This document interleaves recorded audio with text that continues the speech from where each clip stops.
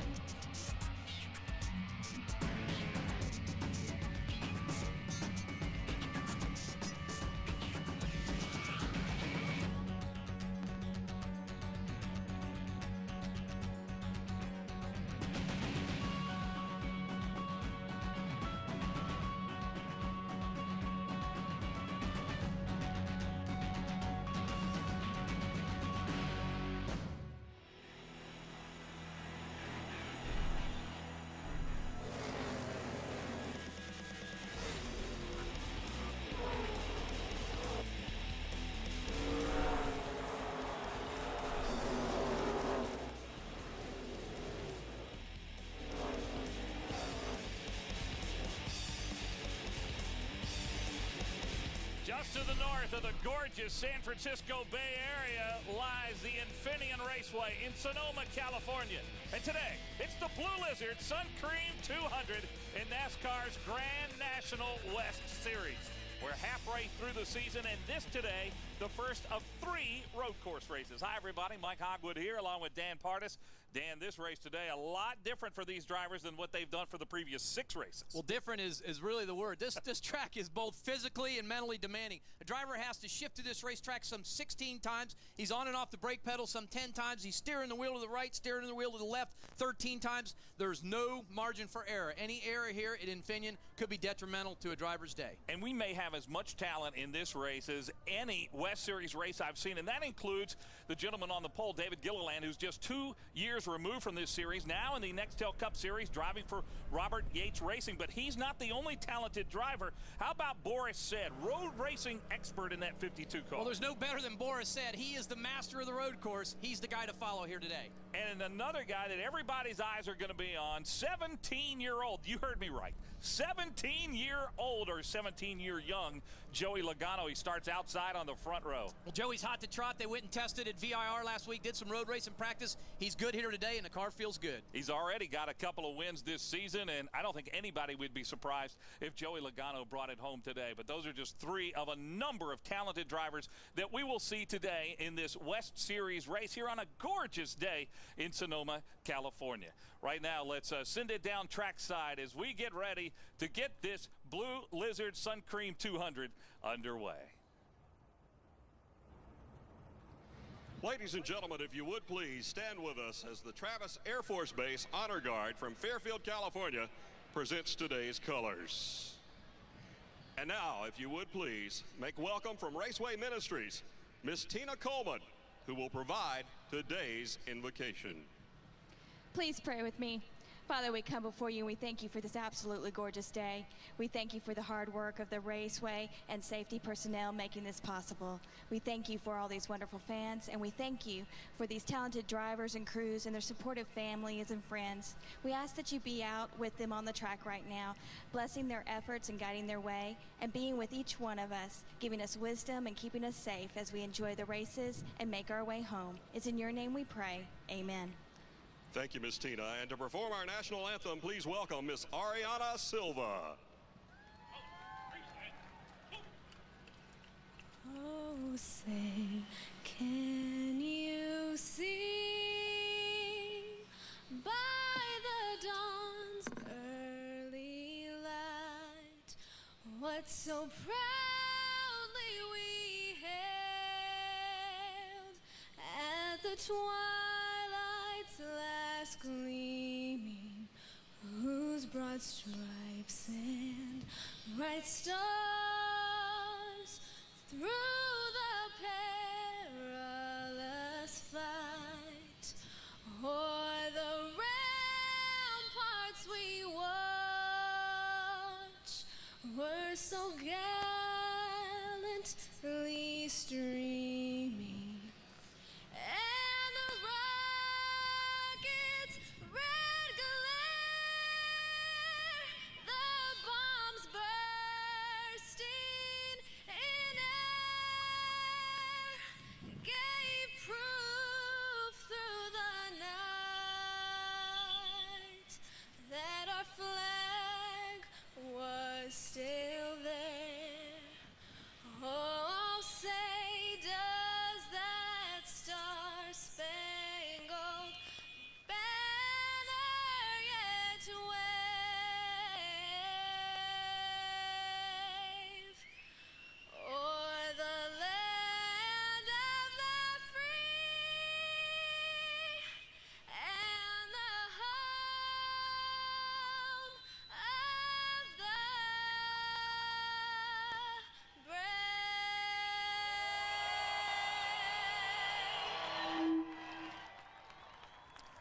Well, the crew's fired up down on the pit lane, getting ready to start this race in conjunction with the Nextel Cup Series, which will race here tomorrow. And we talked about the talented group that we have here. Gilliland, Logano, and Borisset are the top three, but behind that you've got Tom Dyer, who's an instructor here at the racing school at Infineon. Eric Holmes, who was the champion in the West Series a year ago. Mike David, Mike Duncan, who are battling it out for the points championship this year, are starting in the top 10. Now for a word with our pole sitter, let's go down and meet the third person of our broadcast team. Here's Brett McMillan. Mike, 10 years ago was the last time that David Gilliland was at a West race here, and he was crew chiefing for his dad in his championship series. Now you're sitting on the pole. How special is this? It's exciting, you know, to come back here and run well where my dad's won at, and, you know, we've had a little success ourselves in the Southwest Tour Series. So we feel real good about our chances today. We got a great Sunrise Ford, Ranchwood Homes Ford Fusion today. So we're real excited and looking forward to our chances. Now, this place is kind of like an old shoe, I think, for David Gilliland. It fits and it feels good. Yeah, his dad a champion here in '97, and David was the crew chief on that car, and he's got some talent starting alongside him, that's for sure. And young Joey Logano, who we saw win at Phoenix, and what a job he did beating Kevin Harvick in the race at Iowa, the combo race between the East Series and the West Series. This is a youngster that has everybody in every NASCAR garage talking, and labeled a can't miss. Well, that's a tough label to put on anybody, but when you see Joey Logano drive, you understand why they say that. Let's take a moment now and get a closer look at the driver of the number 10 car today, Joey Logano. Hey, I'm Joey Logano. I drive the number 20 Joe Gibbs driven racing oil Chevrolet. I started racing when I was 6, and ran quarter midgets and stuff, won a lot of championships doing that. I remember it was fun. We used to come home with 3 trophies a night. We ran 3 different divisions, and we definitely haven't gotten any easier from there. It's definitely gotten harder, so it's still fun. I'm kind of the one that kind of lays back in the beginning of the race, doesn't really show my whole hand to the end. As soon as the race starts, I'll try to stay in the top 5. I mean, sometimes we fall out of it, but once there's like 50, 60 to go, I'll turn it on, and most of the time I'm a pretty clean driver, but you know, when it's time to go, it's time to go. You got to go into the race thinking smart, really. I mean, you got to be relaxed. I mean, I have plenty of races under my belt now that I kind of know what's going to happen. This series is kind of new. I don't really know who I'm racing against yet, so just kind of got to use your head. I mean, you just do pretty long races, and just most of the time you just got to stay out of trouble. You have a decent finish. If you got a real good car, most of the time it'd be up front, and that's easy to stay out of trouble. So, you know, most of the time we have a real good car, and thanks to the team for that. I'd say Phoenix was pretty cool to win this year. I haven't really got to win a championship yet, but I haven't really ran the whole year. You know, I always had to wait on my age. You know, I had to wait till I was 15 to run Pro Cup, and you know, this year I get to run for the whole deal. So I think we'll be pretty good this year. I think that's a little of an understatement. Dan, you've seen him run a couple of times this year. Your impression of this youngster? Well, I think he's learning a lot. He's really matured, and he's learning patience. But coming here to Infineon, I talked to Joey. I said, what do you think about this racetrack? He just shook his head. He said, wow, man, what a different animal. But he said, you know what? The car feels good. He said, I just drive through the corners. Everything feels right. So obviously the car is feeling really good, and he's very confident going into the race here today. He drives full-time in the East Series. He's won a race there in the opening race of the season at Greenville Pickens Speedway. Leads the point standings there, but Came out here as one of several West Series races that he's running and will definitely be a factor in this race today. And again, 17-year-old rookie, and he's starting on the front row. We're about ready to get these engines fired, so let's go down trackside once again for the command to fire engines. And now for the most famous words in motorsports, please make welcome the Jeff Bedard family from Blue Lizard Suncream. Gentlemen, start your engines! And indeed, the engines begin to roar to life here on the pit lane as they'll make their way around this 1.99-mile road course. 64 laps, 127.36 miles will make up the Blue Lizard Suncream 200. Want to make a mention about our HDNet Performance Award. This was an award that we're giving for the races that we televise in each of the series, and the cumulative lap leader, and we've got this race and two more, Roseburg, Oregon, and in Irwindale, California, to determine the HDNet Performance Award winner. And right now, Mike Duncan is the guy who is on top of the Performance Award standings. And I think he has a pretty commanding lead because he is ahead of a couple of guys who are not running full-time in the series. Joey Logano running today, and Sean Case from the East Series, and Kevin Harvick, who led a lot of laps at Iowa. And then the next West regular is Johnny Borneman. Well, there is, and we're going into short tracks. Mike Duncan loves short tracks, and he loves sitting on poles at short tracks. So we're coming into Roseburg, Oregon, and also going into Irwindale, California. So two good tracks coming up. Well, earlier today, Brett McMillan had a chance to talk with our HDNet Performance Award leader, Mike Duncan. Here with Mike, with 3 races to go, you're leading the HDNet Performance competition. First of all, congratulations. That means you've been having a good year. Yeah, my Lucas Oil crew, led by Bill Sedgwick, they give me a car just about everywhere we go. This race might not lend itself for something we'll lead, but you never know. You know, I've seen stranger things happen. We might get a chance to get up there and get 1 or 2 laps led under our belt, which would help us with the points. It's an exciting award. We had a good race in Colorado, led a few laps, and I think we've padded our lead a little bit. But the long season, you know, a lot can happen between now and then. Well, you're starting the race today 10th, so as you think about that, you can see the front from there, but you're more worried about the guy to your left, right? Yeah, exactly. Mike David, he was really good in practice yesterday. Bill Sedgwick and my guys, they made some changes yesterday afternoon. Seemed to feel a little better in qualifying. I'm not sure what we'll have on a long run, but like you said, I'm worried about that 2 car over there, and if we can keep him in our sight all day, that'd be a good thing for us. Well, a little left and right for a change, so something new for you this week. Yeah, it's these places are fun. I haven't done a lot of it. It's only my 3rd time on a road course, but this year we have 3 road course races during the season, so should be a lot of fun. I actually prefer to do this than go to the real small bull rings where it seems like we tear our equipment up. So looking forward to the rest of the season. This place in particular is a great venue, and it's good to be here around all the cup people, and you know, they draw a big crowd, and it's nice for us to race in front of so many people. And of course, while this guy's leading the award, I think a lot of folks are going to be watching those cup guys when this race gets going. Thank you, Brett. 2004-2005 champion Mike Duncan, who comes into this race 108 points behind Mike David in the overall standings. And you can see not only have the engines fired, but pace laps have begun. Let's take a look at our starting lineup. We told you David Gilliland and the youngster Joey Logano on the front row. And then Boris Said and Jason Bowles are on row 2. Now, Bowles is going to have to go to the rear. Another good young driver. Tom Dyer might be a factor today. And Eric Holmes, former champion in this series, on row 3. Well, Tom Dyer's a driving instructor here. He's got a lot of laps around this place. Look out for him to be up there in the top 3 today. P.J. Jones, a road course specialist. The team car to Mike David qualified well. Brian Eichler finished 2nd here last year. Then you have our points leader, Mike David, and number 2 in points, Mike Duncan, side by side. That's going to be fun to watch. 2 savvy veterans. These 2 will use their head, and I'd look for them late in the race also. Moses Smith and Eric Harden, a couple of youngsters who have had their moments in this series and can't be counted out here today. Carlos Contreras missed the driver's meeting. He's going to have to go to the rear. Not good as a driver. When you miss a driver's meeting, man, that hurts. Regan Smith, who's in the Nextel Cup Series, but getting some extra laps on this course. in a Ginn Racing car number 4.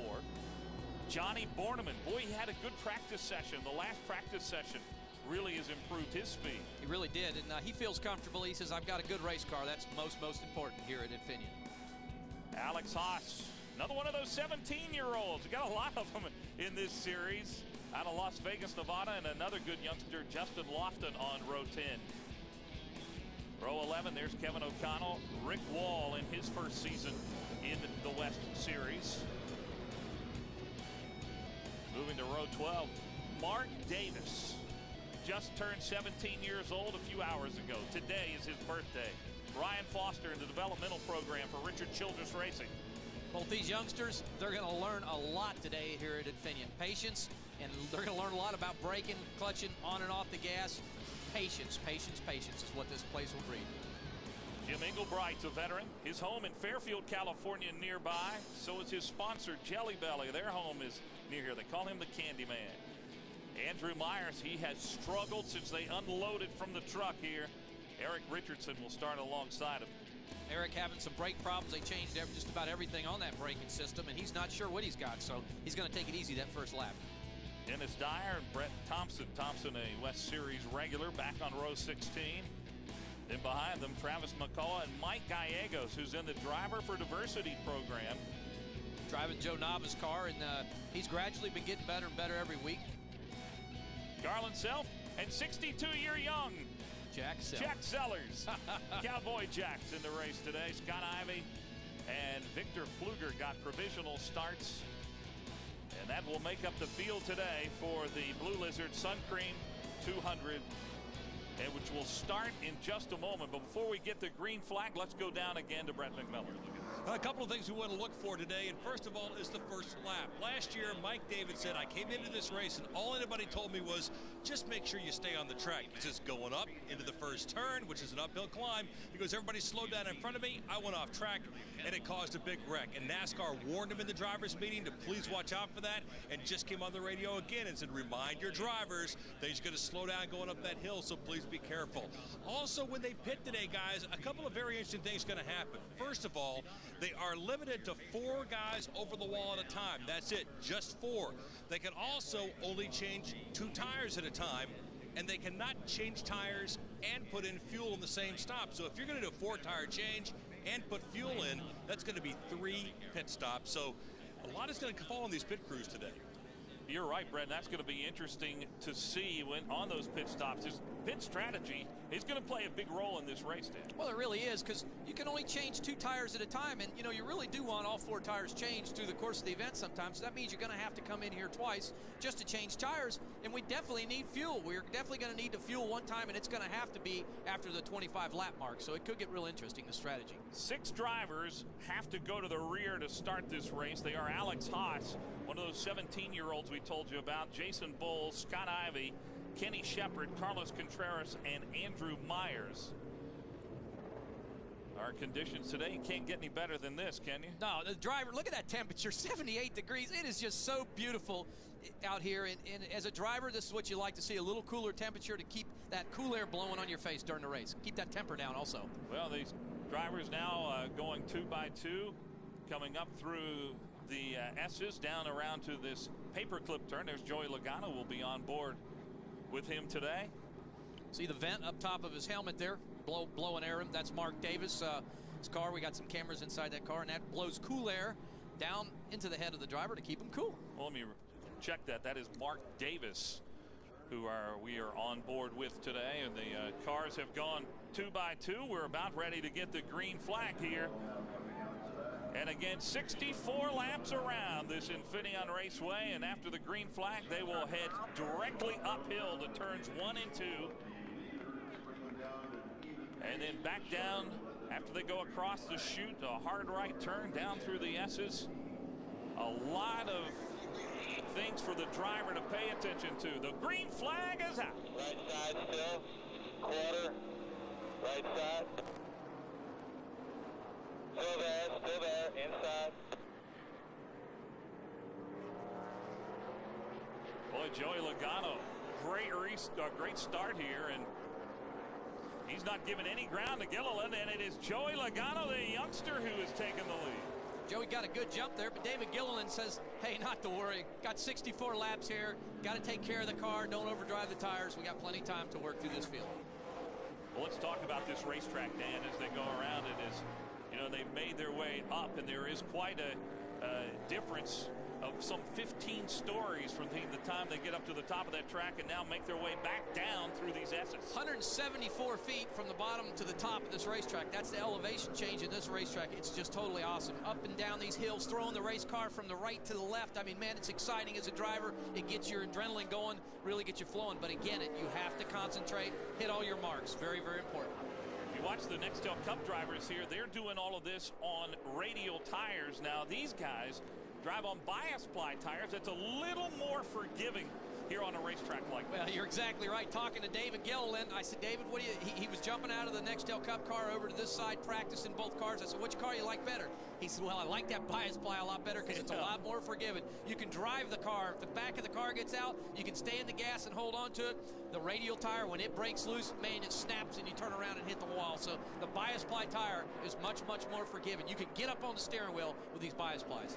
Well, we've completed a lap, and Joey Logano is your leader. David Gilliland, Boris Said, Eric Holmes, and Tom Dyer, the top 5. Holmes, who's had really a hard luck season on the East Series, was so consistent here in the West a year ago. Yeah, he was. And, you know, Eric, you see him driving down in there. You see the left fronts of these tires when they brake really hard. Sometimes they get in a little bit too hard and lock up that left front tire. But, you know, as you go on through the day, sometimes you'll learn not to overdrive that corner. That's Brian Eichler driving the 6th position, and the 16 drives it for Bill McAnally in that Chevrolet. P.J. Jones right behind him. Now, P.J. Jones is going to be driving in the Nextel Cup race tomorrow. He'll be driving one of Michael Waltrip's car, the 00 car in the Nextel Cup race. Yep, PJ tested here a week or so ago with crew chief Jeff Spraker, and that's a big deal when you come here and test. Again, you can make the changes of the race car and get used to it. And if you need to make any brake changes, you can do it, because you really can't do it during practice here in these 2 days that we have. And you just saw him pass at a place where we will see a lot of passing today, down in that final turn. And they call it the paperclip, where you really have to jump on the brakes and almost make a tough right-hand car turn. And P.J. Jones, there in that 24 car, made the pass and moved into 6th place. Let's go back down to Brett. So Jason Bowles is having a great rookie season, 3rd in points, but he is having a bad day here at Infineon Raceway. Before qualifying, they found a leak, a water leak, so they went ahead and changed engines, had to go to the back. After qualifying, they found another small leak, so he went ahead and came right on down pit road when everybody else took the green flag. They hope they patched it. He is now back out on the track and trying to stay ahead of the leaders. Yeah, tough break for Bowles out of Ontario, California, just 24 years old. Talked to his car owner, Bob Brucati, and he says that he thinks Jason Bowles has the talent to go all the way in this sport, and he's going to try to help him do it. That is the team car to David Gilliland, who's on the pole. I'll tell you, we just got a word that Andrew Myers has taken his car to the garage. Tough break for him. There's Carlos Contreras in the 12 car. And again, now a battle for the lead. Just at that spot we talked about a moment ago, David Gilliland outbreaks Joey Logano to take the top spot. Right down in turn 11, David Gilliland drove right down on the apron. You see how smooth that car was? He was able to outdrive Joey Logano down in the corner. Logano pushed up, gave David Gilliland the opportunity to drive smoothly right down the bottom of the racetrack, right off of turn 11 down towards the start-finish line. What a nice pass that was. David Gilliland, quite the fan favorite here. Got a rousing round of applause and cheers when he was introduced out of Riverside, California. Rip Michaels, by the way, former Southwest Series Tour driver and a pretty good driver in his own right, is his crew chief on that car, although we understand that Todd Parrott is going to be down there helping with make some of the calls on that Gilliland car today as well. Key is this early in the game is to not abuse the brakes and the tires. You know, it's so early and it's so easy to do, especially when a guy passes you. You start losing a little bit of ground as a race car driver. We get excited and we do not want to let them get too far out, so we start getting aggressive on the tires, on the throttle. Do not want to spin them tires. You want to be just as smooth as you possibly can. Well, the tire rule today is 8 tires. The 4 you got on the car and 4 more, and that's it. Oh, you're exactly right. You only get one new set of tires, if that. You know, some teams may elect only to take right sides or left sides or possibly front or rears, which could be some strategy played out during some of these pit stops. So again, you have to take care of your tires. There there's somebody smoking. Reagan Smith, That's the 4-car. Reagan, he just drove down in the corner there deep, locking up that left front tire, which is very easily do. Reagan Smith, who is running part-time in the Nextel Cup Series, will be running the race here tomorrow. They wanted to get him some laps. That's the car that Jesus Hernandez normally drives for Ginn Racing in the Grand National East Series. Moving through the field, presently in 13th position, started 16th here, so he's picking them off one by one. This car was a show car. Talked to the guys over at Ginn Racing. This car was a show car 2 weeks ago. It was a car that won in 2002, sat on the pole with Boris Said, and they brought it out as a show car, so let's put that together and try it. All right, that's the 4-car there of Reagan Smith. And again, he's running in the 13th position right now. And again, Brett McMillan's got more on the driver of the 4-car, Reagan Smith. Well, they put him in the car this week because they thought it would give him some extra track time here for the race tomorrow, obviously the Cup race. And I was talking to Doug Randolph earlier today, who's with Ginn Racing, and said, you know, I'm not sure he's going to get as much as we originally thought because of the fact that the cars are so different and the weight is so different. He goes, but we think ultimately when this is all said and done, just being able to get some more of that rhythm that is so important to road course racers, to get some more of that rhythm will really pay off. And you know, I think, Don, that's something you understand completely. Well, that's the battle for 4th place right there. These 2 team cars, the 62 and the 68, and there, Mike Gallegos, one of the rookies in this race, has spun off course. A brake duct hanging. You see the brake duct on the bottom of that race car down underneath it. Probably won't do any damage. There it goes. You see it come off, but possibly if it stays in the racing groove, NASCAR could possibly throw a caution over that, but may not do any damage to the tire because it's made of just a fiber material, but that wire could do some damage to a tire. Unfortunate, kind of right there in the groove as you run through the S's here. You see the cars are going to have to kind of dodge that bullet. They get a little bit wide, somebody will hit that piece of brake duct. Well, the caution is out for the brake duct and debris on the racetrack. David Gilliland, your leader. Joey Logano running 2nd, and Boris Said is 3rd. Eric Holmes, Tom Dyer right behind them. We're still early in the Blue Lizard Suncream 200 at Infineon Raceway.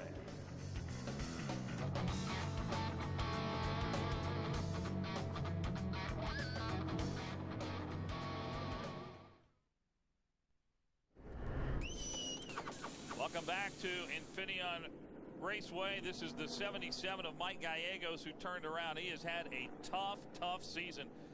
He didn't qualify for the 2 races in the Midwest at Elko and at Iowa. And he is coming off a pretty good run of 8th at Colorado, but today knocked that brake duct loose, and that's the reason for our caution. Just seemed like he lost it. Yeah, he just got in there a little bit too hot, and unfortunately, you're carrying so much speed, especially with these cars. They carry, you know, 3,400-pound stock car. They just do not stop fast, and that's what most of these guys, that's one of the biggest things that guys will learn here today, is do not overdrive the corner. And it's just so easy to do because you carry so much speed. Again, you have to just easy in, hard off. If you can tell yourself easy in and hard off, you'll be a lot better off in the end.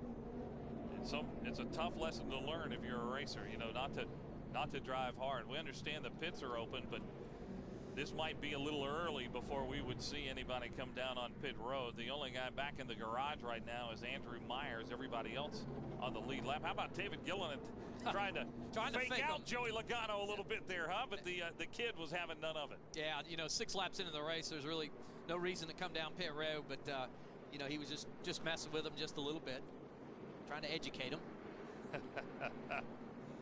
Well, there is one car that's going to be coming down on Moses pit Smith. road. That's Moses Smith in the 18. Another guy who's had a tough season, as you can see by that yellow stripe on his bumper, a rookie. Another one of those Bill McAnally cars. Yep, was currently scored in a 10th place position. So again, he's given up a lot of track position. So unfortunate. He'll have to start in the back and work his way back through the field. Former open wheel racer trying to adjust to stock cars, and like many who have tried to make that adjustment, he's finding it not that easy. The 2002 Star Mazda West Coast champion, and got some problems that he's coming to get taken care of right now. He's going to get 2 of his tires. Remember, you can only take 4 new tires, and you can only change 2 at a time on a stop. Well, let's go down to Brett McMillan, who I believe is with the only driver out of the race so far, Andrew Myers. It's been a long couple of days for Andrew Myers. You had brake problems at the beginning. You dropped to the back out of concern for everybody else. And is that what ultimately put you out? Ultimately, yes, the brakes put us out. I mean, this is a brand new car for us. We decided we have been sponsored by a Toyota dealership, a long dealership that we've had in the family for 30 years, Toyota of Escondido. And so we decided now that, you know, NASCAR has finally allowed Toyotas to run in the series that we'd try to put the first 07 Bush body on this car. And we ran it last year, had some success with it, and decided to put the new body on it. Came on out here, worked real hard with the team. You know, all the crew members have been showing up to the shop. Ben Walker, my crew chief. You know, we thought we were going to have a good chance at this thing, and we came here, unfortunately, to fight brake problems all day long, and it's really unfortunate. And Neo Oil, our sponsor, I mean, they came, and they've been putting up a lot for us and everything. So ultimately, yeah, the brakes put us out. In other words, no brakes. Yeah. Either way. No brakes. That is tough, and troubles continue for Jason Bowles in that 22 car. This is a guy who's had 2 top 5 finishes in the series this year, but it looks like it's going to be a long day. This is the team car to David Gilliland. Bob Brucati owns both of them and says he's known both Jason Bowles and David Gilliland since they were very, very young. But he thinks Bowles got a lot of ability, but right now some tough mechanical problems. Well, it looks like what you've seen there is that was cool down hoses. It pumps water through these radiators of these cars and through the total water system. They just changed the engine in this car right before qualifying. Did not have possibly enough time to bleed the air out of the system, so possibly some air in the system of Jason Bowles' car. Safety reasons, the temperature probably got a little bit high on him. That was a smart move if that was the case, to get that air out of that system so that the engine will run at the right temperature. Light is off of the pace truck, as you can see, which means we'll be going green when they get to the line next. David Gilliland, and these restarts are single file here at this road course. So it'll be Gilliland, Logano, Boris Said, Eric Holmes. It's going to be interesting to watch that battle between Holmes and Tom Dyer. Dyer knows this course as well as anybody. He teaches here at the Jim Russell School. He had a top 10 run here a year ago. Yep, good race car. It's an ex-Ganassi car. He just bought a couple of them cars last week. Eric Holmes in the sister car to that. They bought 2 good road race cars, so they're in 2 good, really, race cars here today. Well, David Gilliland taking that last turn and getting ready to mash on the throttle.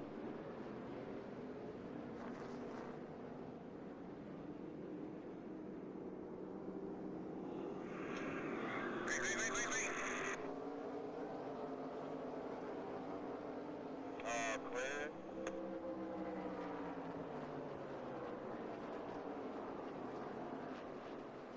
Yeah, I love the words, the sound of a confident spotter. All clear, like. Big deal there. You heard how calm that spotter was, and it was no better feeling to a driver to hear that. I tell you, Mike, in the drivers' meeting, a couple of drivers got up and talked and said, listen, guys, if you haven't been here before, when you enter turn 1, from 10th place back, you got to be careful because we really get slowed down in turn 1 there. And as you're coming up that hill, it's hard to see them drivers get slowed down. From 10th back, usually log jams, and that's about what we've seen there on that restart. So you got to be careful on them restarts not to get log jammed in turn 1 from like 10th place back. Well, you saw the elevation going up, and now they begin to come back down. Oh, they're a little wheel hopping there by Reagan Smith in that blue 4 car. Justin Lofton in the 66 right in front of him. But Reagan Smith almost got off course there. Now he did, and again, this is such a good thing about this series is a Cup driver can come over here if it's a rookie Cup driver and get some valuable seat time in this race. 64 laps around this place is big, kind of gets you the good feel, understanding brake points and different things, so it's a big help for a driver to run this race and then run the Cup race here tomorrow. Boy, you see how tight that last turn is. That turn 11. There's Mike Duncan in the 9 car. Alongside Todd Souza. That's the battle for 10th place. Mike Duncan running 10th right now, number 2 in points. Mike David, the points leader, is 8th. Mike Duncan, not real, he wasn't real confident in his car here today. He said, listen, if I could pull out a top 10 finish here today, talking to Bill Sedgwick also, he said, we would be totally happy with our finish. We do not want to tear nothing up. Whoa, you see the 68 car? Hey, those guys are on the same right team. Up on the hump. Now, I talked about that, how Tom Dyer and Eric Holmes were going to have a battle before long. And there's P.J. Jones in the 24, Brian Eichler in the 16.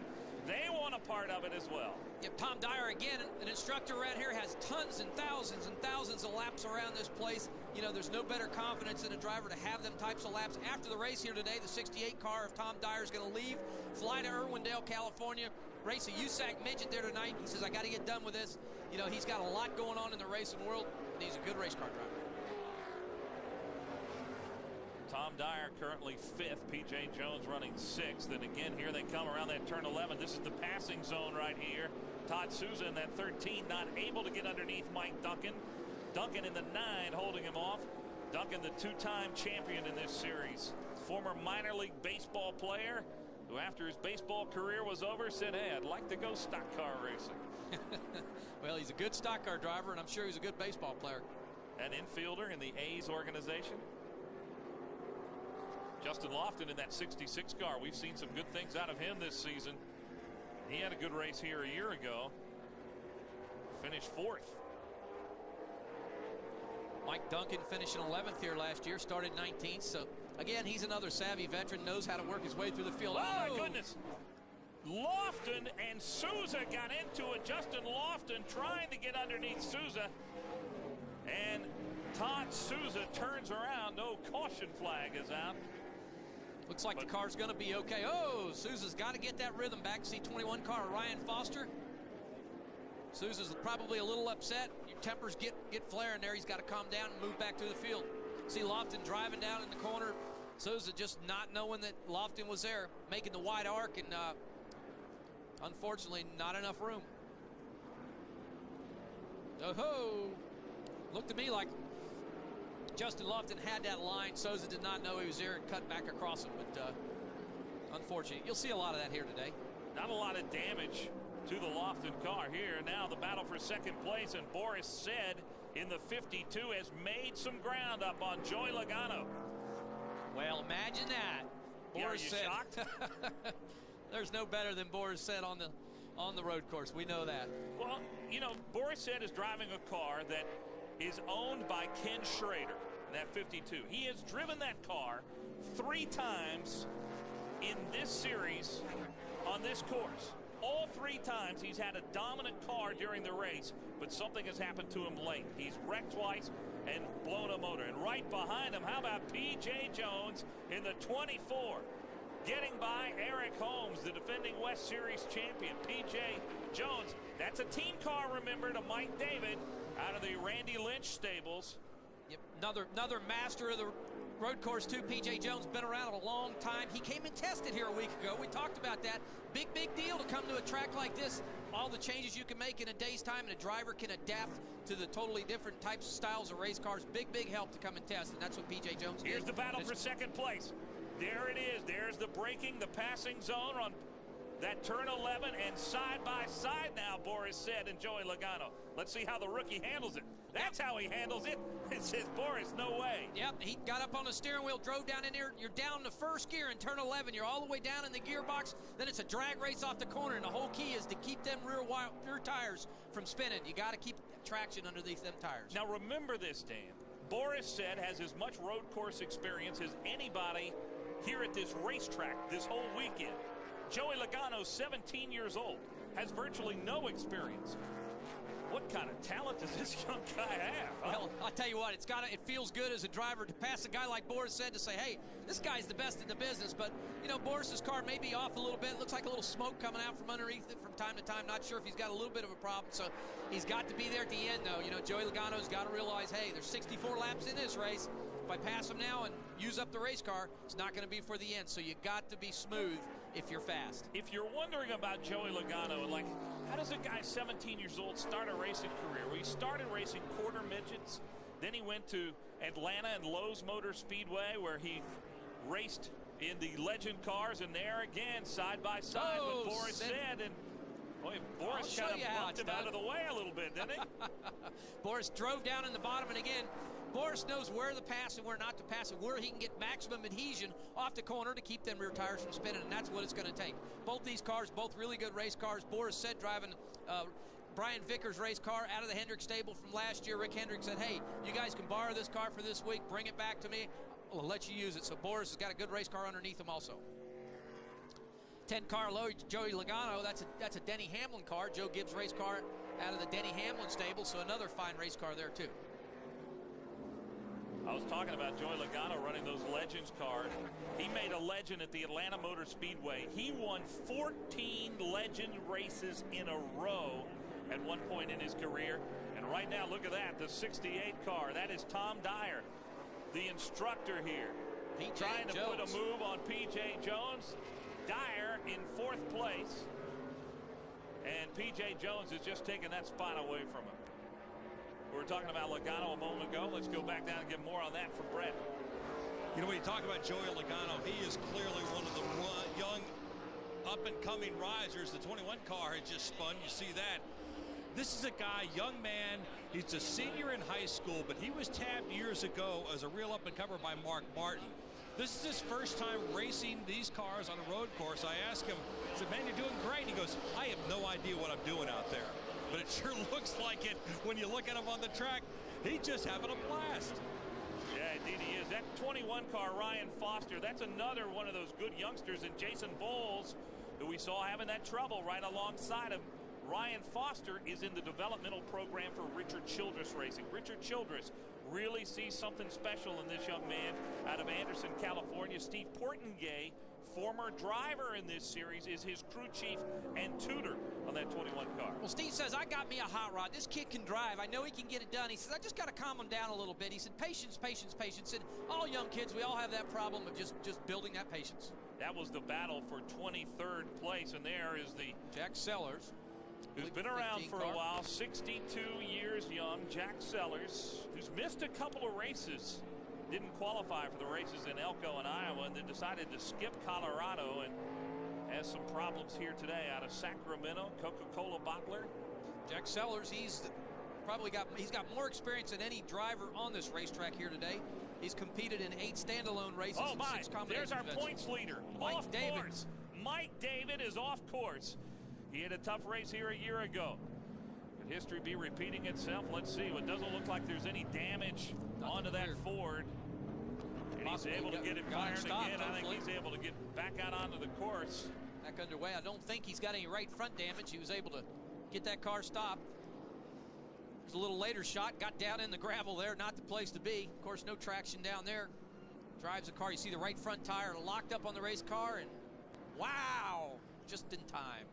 Now you talk about a consistent season.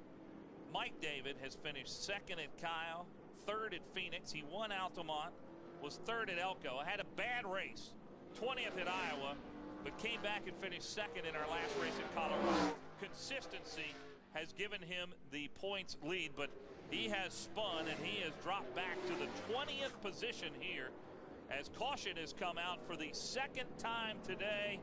David Gilliland is the leader here in the Blue Lizard Suncreen 200.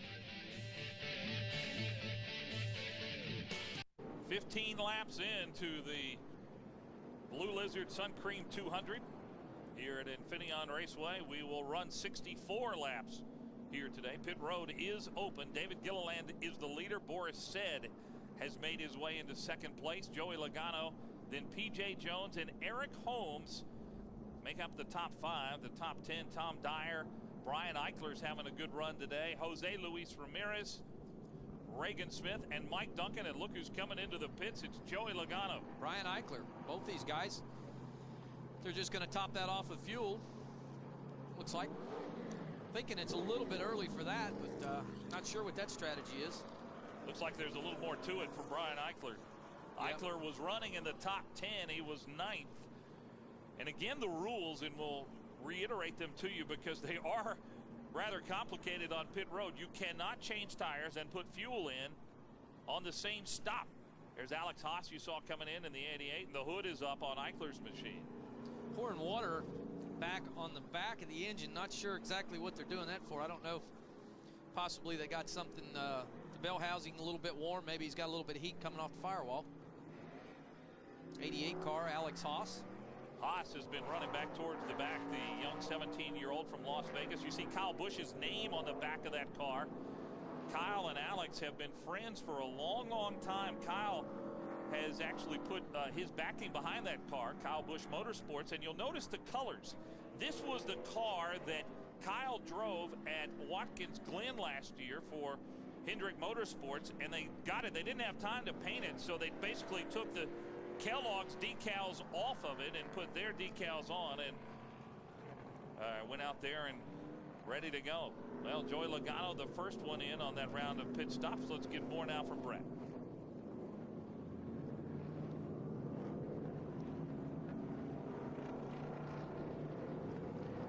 Brett? Okay, we apparently don't have. You got me? Yeah, there we got you now, Brett. Yeah. Hey, technology's great when it works. It is, isn't it? You know, Joey Logano apparently ran through some oil on the track because they came on the radio after he left the pits and said that he had oil on his back tires. Now they're trying to deal with that at this point, trying to decide what they want to do as far as coming back in again or not. And Mike David told his crew that the reason he spun was that he was trying to avoid the oil on the track, got underneath Eichler, and then that caused him to get off into the dirt. So I think NASCAR's got people on the track right now trying to get this oil taken care of. In fact, they cautioned the David team if he came in, said, look out, there's oil here on pit road, and they just had a truck go down and put down that speedy dry. Well, that can be a problem indeed, and Logano now being posted in the 6th position. Yeah, but as they sort it out from these pit stops. He'll fall back towards the back because we haven't picked up on the timing system yet. So he's back towards the back of the field, but not sure. That's a tough problem there. Tough break if he's got oil on the tires. I would have to believe, unless he ran through a whole bunch of it, he should be able to get them tires cleaned off and not have to come down and take 2 tires. Now we should make note that Logano is the only driver among the top 5 that came in. David Gilliland, Boris Said, P.J. Jones, Eric Holmes, and Tom Dyer all stayed out on the racetrack.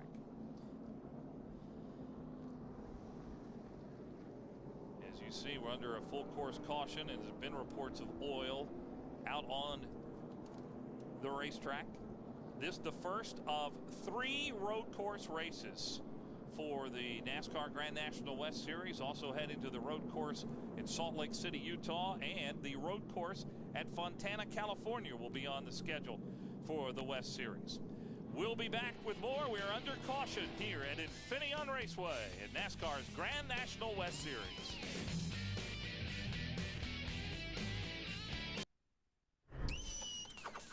Welcome back to Infineon Raceway. Mike David sliding off course. There's the 68 of Tom Dyer at the top of your screen. They got in some oil. That's the reason the caution is out. They put some of that stay dry down, and right now they're taking a moment or 2 to blow it off. Put plenty of dirt down on the racetrack here too, so again, that blower will get that dirt blowed off that racetrack, so don't have to worry about that when you drive through that corner. Well, the scoring loop has now recalculated everything, and look at how tight. That's turn 11 there. You see how tight that corner is. Again, you're all the way down in the first gear, and here you're running through 2nd, 3rd, 4th, all the way past start-finish line. That is one tight corner down in 11. Joey Logano is now being posted back in the 24th position. His teammate Mark Davis, 25th. So Logano now has a ways to go to make his way back up. He had led this race. He led on the first lap, and then had been running 2nd and 3rd behind Gilliland and Boris Said. Down in his pits now is Brett McMillan. And here with Mike Sibley as crew chief. And Mike, you guys came in, you had some oil on the tires. Was that your major concern? No, we were within our fuel window. Wanted to come down and get that fuel stop out of the way so we'd be good to go to the end. There is oil out on the track, or on the tires, but they should be able to clean that off of them, and we'll save our tires for later. Now, as much as you guys worry about track position here, are you worried now having to come back later on, which everybody's going to have to bid for gas at some point anyway? Is this going to cycle you through to the front, you think? Yeah, basically, you just got to run your own race on these road courses, and whether we stop for tires or not will dictate our position here, but for now, I think we're in good shape. Well, I think, guys, that's gauntlet number 1 that's been thrown down here today. Yeah, and you know, we were listening to Mike talk to Joey while we were in the commercial break, and was telling him how patient he needed to be, that he was going to be able to pass a lot of cars in front of him fairly easy, and he was really giving him a lot of confidence. Well, he did, Mike, and he also said one thing that was kind of important to a lot of drivers. He said, how's my back? Well, what that means, who's behind me? Who do I need to look out for? And Mark Davis's teammate's behind him, so there's no better teammate no better person than to have your teammate on the restart. So, you know, it's so important to know that you're clear all around, especially on these restarts.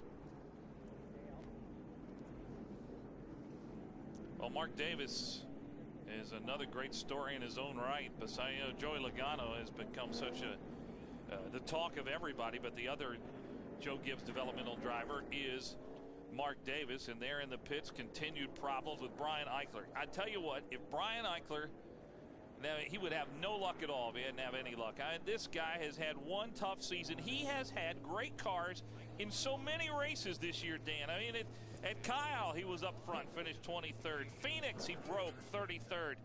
Colorado, the last race we were there, he had a tough time and finished 15th. So it's been a tough year for Brian Eichler, Brett. Yeah, and right now they're dealing with a whole situation where the clutch is slipping. So they've been up under the car. That was their second stop during this caution, trying to figure out exactly what's going on and what's causing that clutch to slip. I talked to Brian earlier today. I said, if you started trying to get out of bed on a different side or something like that, because it's been something different every week. He goes, you know, I didn't start this year superstitious, but I'm becoming superstitious. Yeah, I asked him about his team's attitude, and he said, well, we're just doing the best we can. We're hanging in there as much as we can, but it's just been one thing after another, and that is one of the best cars in this West Series, the Bill McAnally Napa number 16. Well, the lights out on that pace truck, which means we're going to be going green. David Gilliland, Boris Said lead the field. P.J. Jones, Eric Holmes, Tom Dyer right behind him. Jose Luis Ramirez having a great run today in 6th place.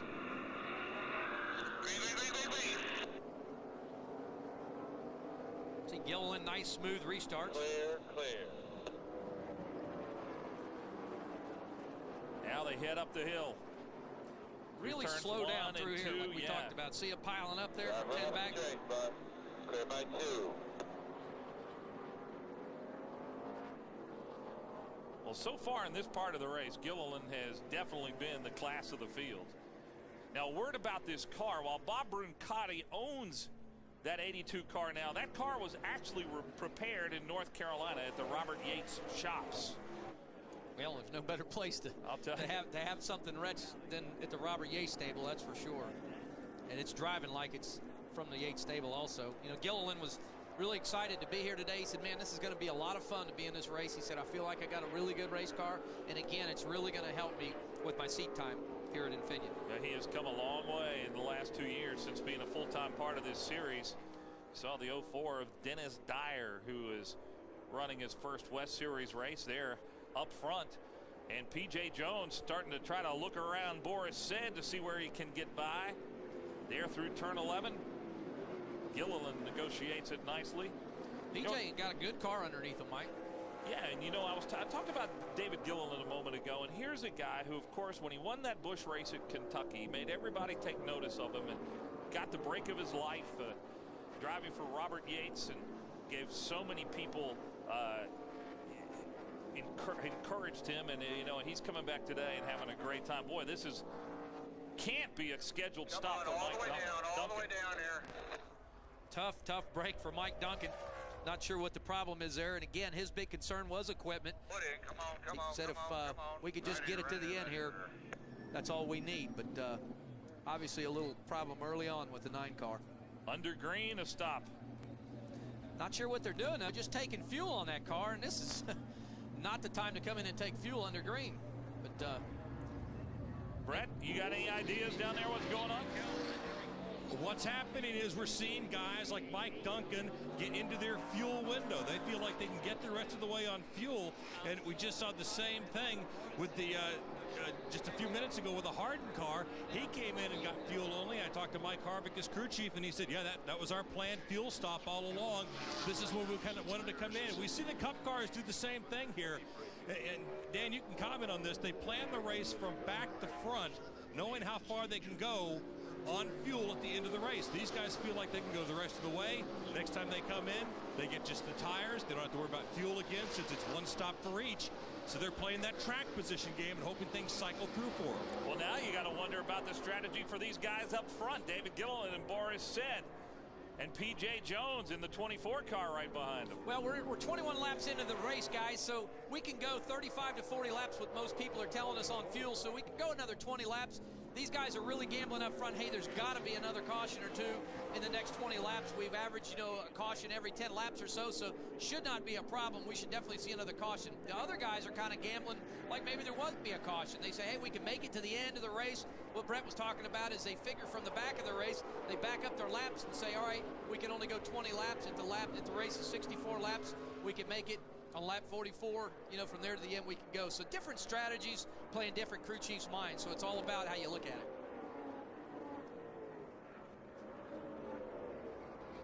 You see Joey Logano there in the 10 car, Mark Davis behind him.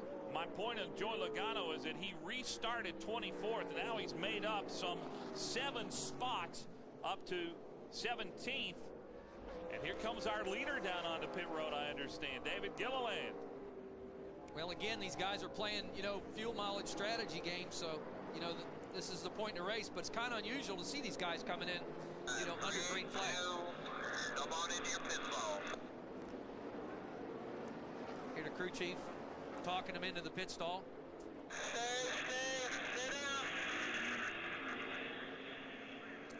That's his Nextel Cup team that is helping him in the pits today. See the crew having a little bit of trouble with that second can of gas possibly. Kind of had to burp it or something there for a second, but he's back underway. Lost a little bit of time. What's nice about this racetrack is you can come down pit row and not lose a lap. You'll lose about a half to 3/4 of a lap when you come down pit row. So if you got a good race car, hope for another caution, then it puts you right back up in the pack again. And up the hill he goes, David Gilliland. See, as we shuffle the running order next time by, Boris said leader, P.J. Jones second. About to be in battle, Jose Luis Ramirez. This is the best race that Jose Luis has run in his West Series career, but he's about to be passed by Johnny Borneman. Look at Borneman outbreak him there. And now Jose Luis, it was just a little bit too much for Borneman. Yep, it's so important here to be smooth at this racetrack. Justin Lofton right behind him in the 66 car, and Stan Silva in the 65 going at it.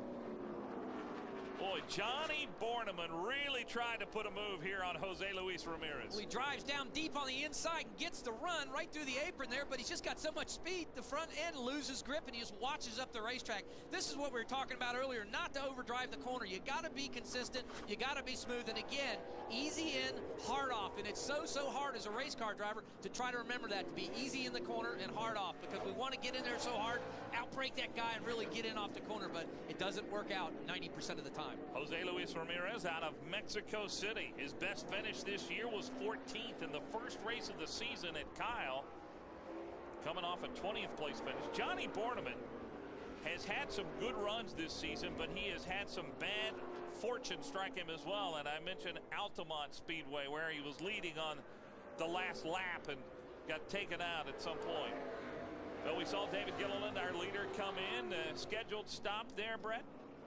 Absolutely. This is what they're planning as far as fuel goes, and you guys saw kind of that burp, so I checked with his fuel guys and I said, did you get it full? And they said, oh yeah, we got like a gallon of gas here in the overflow. So they feel pretty good about the fact that they've got enough fuel to go the rest of the way. But they did have a different strategy that kind of got shot down at the drivers meeting today. And Dan, you heard it in there with me. They were talking about the fact that they said, if we go behind pit wall, can we change all 4 tires and fill it with fuel? NASCAR said no. That was kind of funny. They actually said that. They said, what if we push the car behind pit wall, like we have to go in the garage and work on something? Can we change all tires? Because really it says on pit row, and the answer is no way. That's Brett Thompson in the middle of that sandwich in the 61, the youngster Alex Haas in the 88, and Kevin O'Connell, who is a veteran road racer in that red 06, veteran of the Grand Am Series. And he is outbreaking them, outdriving them all right there at that moment. Kevin started 21st today. He's been real consistent. Kind of been keeping an eye on Kevin. He's been working through the field, not locking the brakes up. So again, smoothness and consistency is real important. Of course, he locked the brake up there, as you see, he went down in the corner. Kevin O'Connell was in the 16th spot, and you see the battle behind him. Jason Bowles starting to make a move up after a really tough start to this race. And there's Brian Eichler, who has spun. Fortunate for Eichler. Again, he finished second here last year, had a good run. Just got turned around there, not sure exactly what happened. But Brian Curley running in 26th position. But the difference for Brian Eichler in last year and this year, yes, there is incredible. Just gets down in there. You see, he just got down in there at the bottom of the racetrack. There was no grip. As you see the part of the racetrack he was on, there was no rubber down, no black rubber down there. And again, it was just real loose. Unfortunately, you see he drives down. You'll see the right down in this section, right in here, you see down on the bottom, there's really no grip down there. There's no rubber down on the racetrack. And if you go down there, you got to keep the wheel straight. You cannot turn it.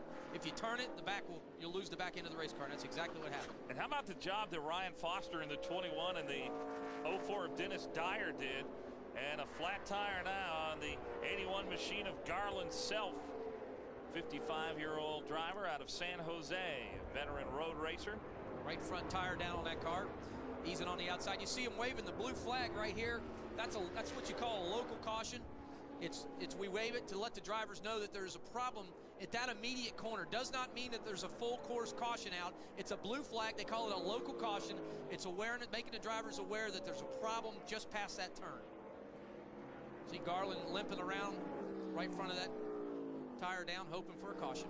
Garland's second West Series race this year. He was 39th at Phoenix. Up front, Boris Said continues to lead. Here's Eric Harden. I talked about Eric today. Boris Said trying to put a lap on the 09 car of Scott Ivey. That's the Dick Midgley owned machine. Boy, it looks like there's a little smoke coming out the rear of that 52 of Boris Said.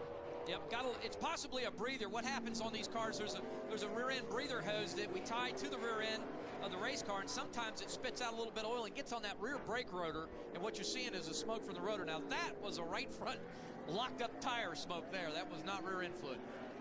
77.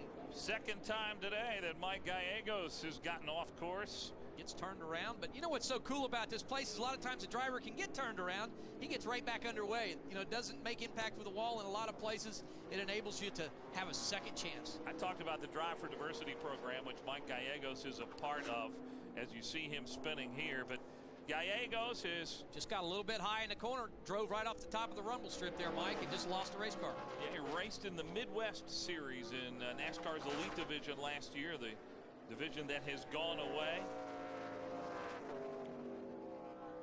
Boris Said, again, hitting his marks, just doing everything just right. Man, he really gets through the S's of this racetrack also. I mean, he's just so good here. Again, he hits his marks.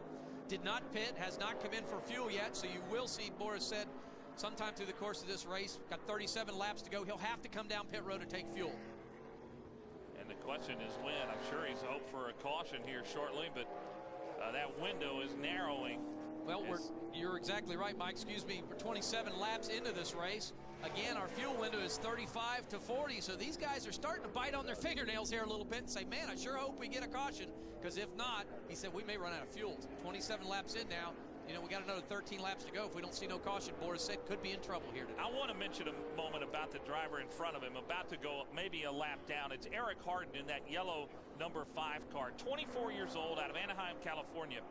Was a cancer victim, lost part of his leg, but did not let that deter him from his dream to become a NASCAR race car driver. And you talk about, with a prosthetic leg, driving on a road course is really something, and that's what Eric Harden is doing today, and our hats off to him. And here is Boris Said and P.J. Jones coming down on pit road. 35-mile-an-hour speed limit. The speed limit starts 150 feet before the very first pit box, and then it ends 75 feet past the last pit box. So these guys got to be careful not to speed down pit road. Now let's go down to Brett McMillan. And Boris comes into his pit first, and P.J. Jones right in front of him gives him plenty of room.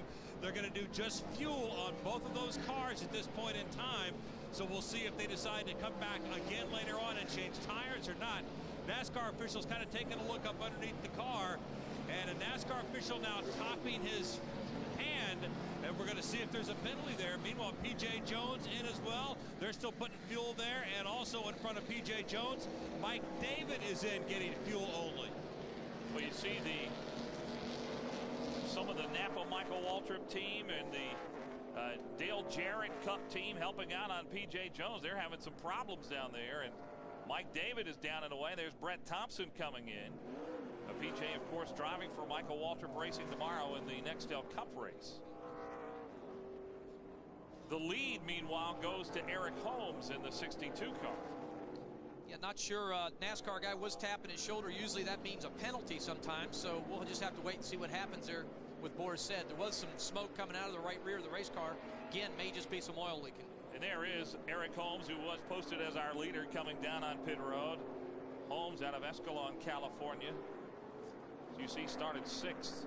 Won the West Series championship last year. Has only run one race in the series this season and did not have a good finish at Phoenix. Finished 34th, hoping for much better than that today. Said he really felt great about this car. He is the team car, of course, to Tom Dyer.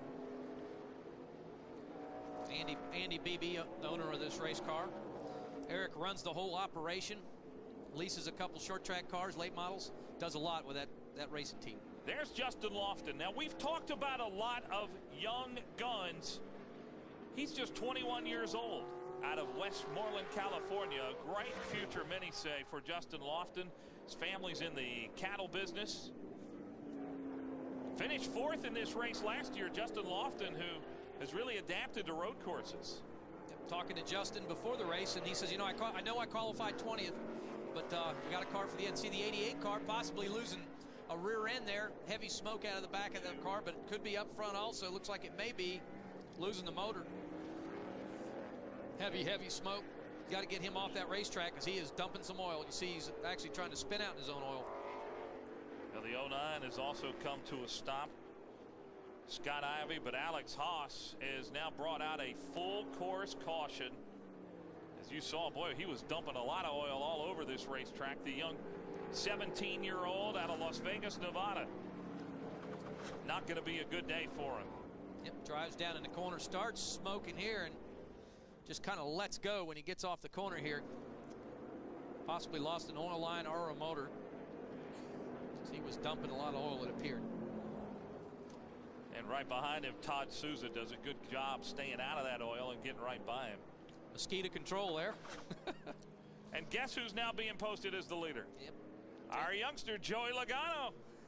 Yep, he worked his way back through the cycle, and that worked out for him. First guy in for fuel, and cycled through, and he's now being posted as the leader. That's Rick Wall in the 42, and I don't believe that Rick has made his stop yet, so he is going to have to come in and make a stop soon. So too Kenny Shepard, but Mark Davis has also made his way into the top 5. You're watching the Blue Lizard Suncream 200 from Infineon Raceway.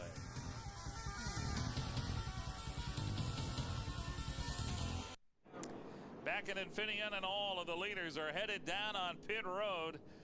I would have to say this would be scheduled stops, including the leader, Joey Logano, who has already taken on fuel, which means now he can take on some tires. Yep, he'll be able to take 2 tires on this time by, and then if he wants to come back in next time, he can take 2 more tires. So it just depends on what they really want to do there. Again, I talked to some teams, and they said, you know what? Just depending on how this race falls out, I may not take any tires. If I can get rotation and not have to take tires, just be easy on the tires, not slide them until the end of the race, that may be part of my strategy. Down on pit road now. Let's go down to Brett. Boris said is in. He's getting right side tires only this time, and they're talking about that they're going to make it one more stop, come in next time, and then he will get left side tires. You see PJ Jones in. The pit stops have been a disaster for him. The first time through, you saw when we were putting in the fuel, the catch can, the little nozzle wasn't going in far enough to release to let the gas flow into the car. This time, he and Mark Davis darn near collected each other right next to Boris said. PJ Jones ended up having to overshoot his pit, then back up. He's not going to want to see pit road again. And Brett, if I'm not mistaken, though, he's got some Nextel Cup guys there helping him out in the pits, doesn't he? Yes, he does. He's got a couple of guys from the David Rudiman team are here helping him out. You can see their Burger King uniforms here, so they're here. And, of course, PJ is driving that car for Michael Waltrip Racing here this week. And, yeah, you got a number of teams that like this. David Rudiman's got a couple of the guys from Robert Yates Racing over there helping him as well, which is part of the reason that I believe NASCAR decided to only have 4 men over the wall at a time, so you couldn't go get a bunch of Nextel Cup guys to come in here and blow everybody else away. Well, you saw Boris said he had to do a little dance to get off pit road there, didn't he? Yeah, he did. He ran the air hose over, but it was not his air hose. It was an air hose of the other car, so obviously there was no penalty on that. But normally, if you run your own air hose over, you do get penalized. Well, we'll see how this all cycles through. Is still under caution as Alex Haas put a lot of oil down on this racetrack. We've run 31 laps. 64 will make up the event here in the Blue Lizard Suncream 200. That's Moses Smith, who is being posted out front. And Moses is a guy who would certainly hope for a better season than the one he's having right now. He's coming off his only top 10 run of the year, which was at Colorado. Another Bill McAnally entry. Bill McAnally's got his hands full. He's got his plate full. He's got 3 cars in this series, and he's got some good drivers, but he's got some young guns here. And again, that's what this series is about. It's about teaching these young kids discipline and track procedure and understanding what to do and what not to do, and that's what this series is all about. Well, Moses Smith being posted right now as the leader of this race. He's out of Tempe, Arizona. He really had his wake-up call when they went to Iowa, which was really a huge success of a race. The East-West Series combined for an event. Kevin Harvick was there racing, and Moses didn't qualify. No, and that'll wake you up in a hurry for a team. And then they went to Colorado and had a great run in a top 10 event and finished 9th. See the 81 car, a Garden Self. We're on board right now with the 92 car, I think, of Mark Davis. See how slow you have to go down pit road. It just seems like it takes forever for a driver to get from one end to the next, but it's all about safety. Mark Davis, just 17 years old. As we mentioned, his birthday's today. They got a cake down there in the pit somewhere. Yep, his dad so proud of his young son, Harry Davis. Been with him all through his career. Started him in quarter midgets and raced through all kinds of vehicles to get where he's at today. Mark Davis, full-time in the East Series. He's had 2 great runs. He 4th place at Stafford and 4th place at South Boston, as Boris said, is back in. About lost that left rear tire there. You see the NASCAR official pointing at it. If it went out past that outside line, they would have been penalized. So now Boris said has 4 fresh tires and fuel. He is good to go. He's ready to rock the rest of the way. Brett? Yeah, Boris came back in. He's got 4 tires now. A little bit slow on his tire change because P.J. Jones came in after him and left before him here on pit road. P.J. Jones also has 4 fresh tires. Same thing for Mike David. So these guys are set to battle it out on the track the rest of the way. Yep. And it is going to be a battle, as Boris said, is shaken out now in the 27th position. Boris has just raced here for a long time, 2002 through 2005. He's run the Southwest Tour car here every year. In 1998, he won a truck race here. He's got tons of experience here at Infineon Speedway. P.J. Jones in the 26th position, right ahead of him. Being told from NASCAR, the 16 car, Brian Eichler, going to go to the back for too much speed down pit row. Again, speeding down pit row on the exit side of it. Again, we talked about earlier that you have to maintain that 35 mile an hour 75 feet past the last pit box. And a lot of drivers don't remember that. They keep thinking it's the last pit box. It's not. They clock you 75 feet past the last pit box, and that's exactly probably where he got nabbed at. So the 16 car, Brian Eichler, will be told by NASCAR to go to the back on the restart. And it just adds another insult to what has been a bad day for Brian Eichler. And there's Johnny Borneman. For the same reason, he's going to have to go to back. We just got the word from NASCAR. And yep. So 2 of the West Series regulars, Borneman and Eichler, going to really have their work cut out for them. Borneman, he's here for the first time with a real road racing car. You know, one of the big differences in, I think, this series this year and what we've seen in past years is, in past years, guys would try to just adapt a car to run on this race. But since there are 3 road races in this series now, about everybody's gone out and bought a true road racing car, and it has made a whale of a difference. It really has, and it just shows you how competitive this series is. And by building a true road race car, we set the cars up totally different here for a road race. We pretty much set them up equal. The front springs are 600 across the front. The rear springs are around 375 across the back. We run 50% wedge balance in these cars. Everything is pretty much neutral. We also put negative camber in the right front, the same on the right front as we do in the left front. That tilts the top of the tire in. Everything is pretty neutral on these cars. On our regular left-hand cars, our oval track cars. We build them totally different. We want them to turn left and left only. We don't look to turn right at all. So you're exactly right. The brake package is totally different. The cooling on the brakes is a big deal. We run different gear here at Infineon. 362 on the spec motor, a 500 gear on the open motor. So there's just a tremendous amount of difference on a real road race car. And with the car of tomorrow coming into the Nextel Cup Series here, there are a lot of old Cup cars for sale that these guys can find. Huh? Good old Cup cars, and they're probably not very old. They're really only a year or so old. Talking to Lauren Ranier over at Ganassi, he says, man, I got 35 cars I've got to unload at the end of the year coming into next year. Just imagine what Roush has got and Hendricks has got, not to say the motors. They've made some changes in the Dodge motor. He says, I may have 200 or 300 motors I have to get rid of. Unbelievable. Let's go back down to Brett McMillan. I'm here with Donnie Richardson, crew chief for Boris Said, and he's talking to Boris right now, and we'll talk to him here in just a second. Donnie been around this sport a long time, and he's seen a lot of guys, worked with a lot of guys, and how do you like Boris here on the road course? He's kind of back in the pack a little bit right now. Yeah, Boris is a lot of fun. Obviously, I mean, everybody knows his story. He's a road racer, and he's a damn good one. So we're happy to have him. He's driven for us before in the past, and it's just, he makes it a lot of fun. Right now, I mean, the car's not too bad. We haven't really done any adjustments. We've just been logging laps in, and this pit shop scenario with the limited amount of tires per stop and having to come back in, it's obviously shuffled up the field. So now we got to go to work, and all the luck goes right. Maybe we'll get this federated Chevrolet up front where it belongs. Well, I think if you're looking for guys you'd like having behind the wheel, making up ground in a road course, I think Boris would be pretty much top of that list. I agree with you as the lights are out on the pace truck, and we will go green this time. You talk about Boris Said. Now, here's a guy that started his career racing motorcycles, never raced in a stock car until he was 25 years old, but he has won the 1997, 1998, 24 Hours of Daytona, won the 12 Hours of Sebring.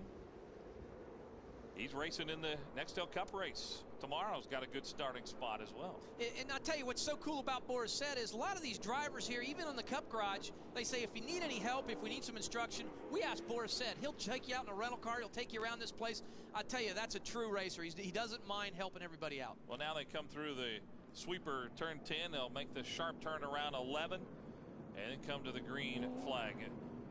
Let's go back down to Brett. Along the lines of exactly what you guys were saying, different guys have Boris Said stories, how much he did for them, how much he helped them. Mike David said, look, he took me out in a rental car. I asked him just to kind of point at a map and say where things are. He took me out in a rental car and said, okay, as an oval guy, you're going to want to do this. Then he backed up and said, what you want to do is this instead. It's been amazing to listen to the guys tell the stories about how giving Boris Said it with his time, trying to help other guys become good road racers. Hey, he is a great person. He tests a lot, too, for a lot of these teams as well. Getting ready to come green, it'll be Moses Smith, Ryan Foster, David Gilliland, and Eric Richardson. Some names we haven't called today up front, but Gilliland in a really good position in that third spot. Here's the spotter of Moses Smith. Ryan Foster able to work his way up towards the front there. Again, talked to Steve Portengay earlier, and he said, all clear, all clear. Clear by 3 on the 82. How about David Gilliland, though, making some moves as Foster gives way there. Oh, my goodness. Foster gets into the 20 of Eric Richardson. Richardson off course. Wow, tough break for Eric Richardson. Again, was presently scored in the 4th position. Now he's got to get in the back and work his way to the front. Watch it again. Keep your eye on that 21. 20 cars got the outside line there. Just drives in. Looks like Ryan Foster gets up on the turtles on the inside, loses the front end of the car. Gets into the left rear corner. Eric Richardson, tough break. Richardson, just 21 years old, out of Bakersfield, California. Won the late model championship the last year that Mesa Marin Speedway was in existence. And back up front, guess who's going for the lead? It's our pole sitter, David Gilliland, out braking Moses Smith, and he'll get the lead. Coming off of turn 11, as they head for the start-finish line, it is David Gilliland up front. I'll tell you what, Dan, he's going to be tough to beat today. Well, he is. He's on a roll. He's confident, and I tell you what, if I was Moses Smith, I'd want to follow him for a few laps and say, hey, let me learn some stuff here. David Gilliland's been on a rail. Let me follow him. There's the 4-car Reagan Smith Outstanding job for him, been able to keep his nose clean today. 66 car behind him, Justin Lofton. You know, we haven't talked a lot about Reagan Smith. Now, here's a guy, he had a little trouble early, but you're right, he kept his nose clean. There's Mike Duncan. He's in the top 5 now, running 5th. Duncan's another guy who's driven a smart race today. Reagan Smith be driving the Nextel Cup race tomorrow, getting some added laps. Ryan Foster there in a 21 car again, did not lose position, currently in the 6th place. And look at Joey Logano trying to take the position away from Jose Luis Ramirez. That's the battle for 8th place. Wow, Jose has been really hitting his marks, doing everything right, able to really get off the corner, and that's what's been really getting him a good drive towards the front. Joey Logano really thought he had him, but Jose said, Jose missed a lot of time in this series, and a couple of years ago in a test here, he really got hurt bad in a wreck. He's recovered from that now, and he is known as a road course racer, again out of Mexico. There's Eric Harden behind him. We told you his story. Look at the damage on the left front there of Dennis Dyer. Yep. Dyer was hoping for good things today. 16 of Eichler behind him. Boy, Dyer just says he's going to take a shortcut, but that didn't work. And got clipped there by Kenny Shepard in the 95, getting back on course. Maybe a little rumble strip damage there too, so he's got to come down pit row and get that car taken care of. Former regular in the Southwest Series, Dennis Dyer. And back up front, it's David Gilliland, Moses Smith, and Reagan Smith is 3rd. Justin Lofton and Mike Duncan, your top 5. There's Carlos Contreras in the 12, and he's going to get outbraked by who? The 17-year-old kid, Joey Logano, takes the position away. That's for 7th place. 63 car, Jose looked to the inside, but not quite having enough of grip to get off the corner and be able to make the pass also. That camera angle gave you a sense of the elevation as they start heading down through these S's, basically up at the top of the hill. And heading down, and here comes Joey Logano again, this time on Ryan Foster. Now, Foster is the driver that Richard Childress has selected to be in his developmental program in that 21 car. So you know he's got some talent. See Ryan Foster outside, Logano able to just power by him. Get good bite down in the corner. Smooth is the key here. Again, you have to be smooth. Get a little bit of that rumble strip, but not too much to upset the car, and that's what it's about. Yeah, we talk about that youngster, Joey Logano. Another youngster, 17-year-old Alex Haas, we understand, has had to take his car to the garage and had a tough day. He dropped a lot of oil out on the track, so he'll gather it up, and we'll see him in Roseburg, Oregon. Wow, next weekend. P.J. Jones there got up on 2 wheels there big time, able to control the car. There's Jim Jelly Belly Englebright. He's got a lot of experience here, Jim Englebright does. Actually ran a Nextel Cup race for Richard Childress Racing back in 2002. See Boris right up on the bumper of David Gilliland. There's a battle for 2nd place. 4-car Reagan Smith, good pass by Moses, but it looks like Moses was able to get turned through the center of the corner and get a good bite off the exit. It's a real dicey thing, that braking around that tight turn, because if you brake too hard, then the guy underneath you is going to be able to come right back and take the position away. Well, exactly, and when you overdrive the corner, that's the problem. When you drive in the corner too hard, you lose the nose right through here, right through the center of the corner. Jason Bowles is turned around. Tough break for Jason. He went from the back to the front and then back up towards the front again, and looks like some left rear damage on the 22 car, Jason Bowles. And the yellow is out here. Caution is out as Jason Bowles, the 24-year-old from Ontario, California, has turned his Ford around. There's another look at that. It's like Jason, oh, that was Boris said. Boris stuck his nose down there. Jason said, I didn't know anybody was back there. Turned him right around, but boy, everybody did a good job of getting around him. That could have been a lot worse. Boris helped him out a little bit. He's the karting Super Nationals champion in 2004, Jason Bowles. Had a lot of success running late models at Irwindale, but right now in a bit of trouble here at Infineon Raceway. David Gilliland, though, our pole sitter, has made his way back up to the top spot. Joey Logano is on the move. So too Boris Said, as we just saw, trying to climb back into it and make a race of this before we are all said and done. David Gilliland is our leader here at Infineon Raceway.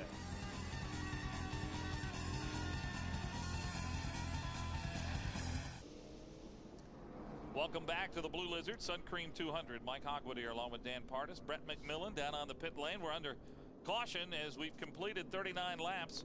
David Gilliland leads, but we were listening to his crew chief talking to Reagan Smith, the driver in second place, who said, hey, you're faster than David Gilliland. Be smooth, but go get him.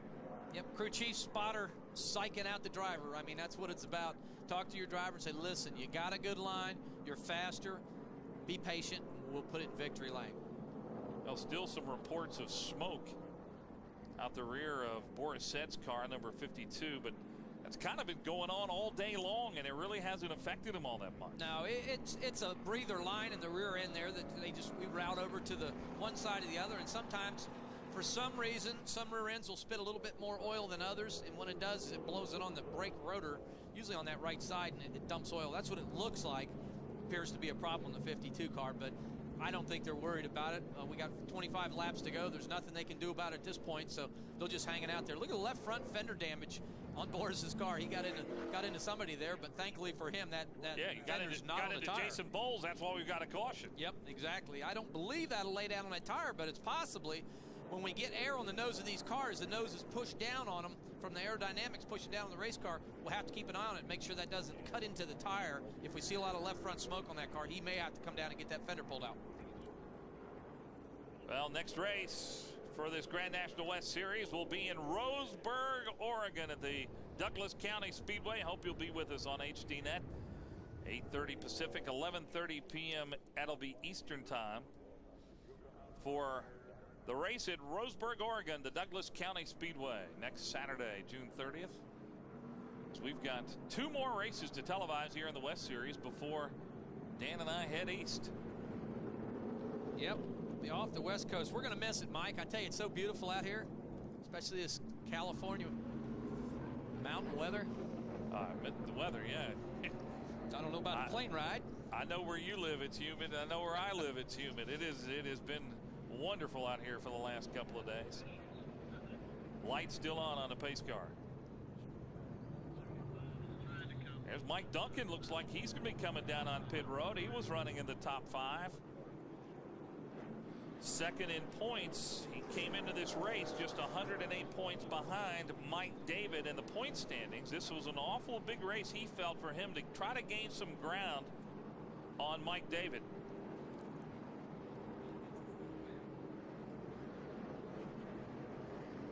See the 9 car, Duncan. Again, the nose of that car knocked in, possibly a little bit of overheating problem on the 9 car, but not sure what their issue might be at this point. This car used to be their Stockton car, but since Stockton's no longer on the schedule, Bill Sedgwick said he made it a Bill Sedgwick's race course special. He likes that car. Yeah, he does. See the screen gone on the front of that race car, right in the very front. See him pulling out. That's exactly what the problem is. They've knocked the nose into that race car, and it's kind of hard for it to get air in there sometime. They're trying to lift up on the hood or fold it back so they can get good flow of air through the front of that radiator. If not, Mike Duncan will overheat. So that's a tough break for Mike Duncan. Brett, you're down there?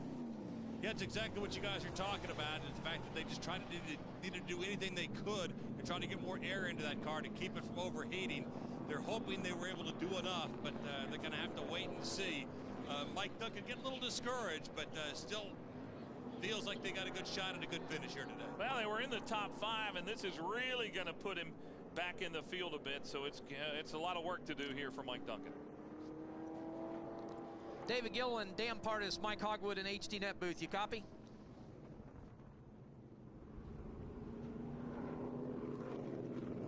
David, Dan Partis in the HDNet booth. You copy? He's talking to us, but he can hear us real good. A little possibly not be able to make communication with them. They're on the other side of the racetrack. Sometimes when these cars get a little far away, it's kind of hard to hear them, so lose communication. It's a long way around this track, 2 miles, so from one end to the other it could stretch as far as a mile. I'm not sure that after you mentioned my name that David Gilliland was going to answer it. I don't know if you know the history behind that. There was a race in Fontana at California Speedway that he was leading. We talked to him on the radio. His crew was trying to call him and tell him to come down on pit road and take fuel and tires. Couldn't hear him because we were talking to him on the radio. That wasn't good. That wasn't good. Never forgotten that day, and neither has David. I'm sure. Well, I asked him before the race. I said, "Can we talk to you?" He said, cool. "Yeah, I'm We're cool, cool man." now. Yep. I think his spotter, what his spotter was telling us was he can hear us fine, but he's having trouble communicating back to us. So that's exactly one of the problems that David Gillen is having here today. So, you know, that's a tough little problem sometimes. Luckily, he can hear the crew, though. Sometimes as a driver, we'll signal out the door when we ride by him coming in for pits or what the car's doing. So he may be doing a little bit of hand signal here today. Well, you know what else? He's got his tires. He's got his fuel.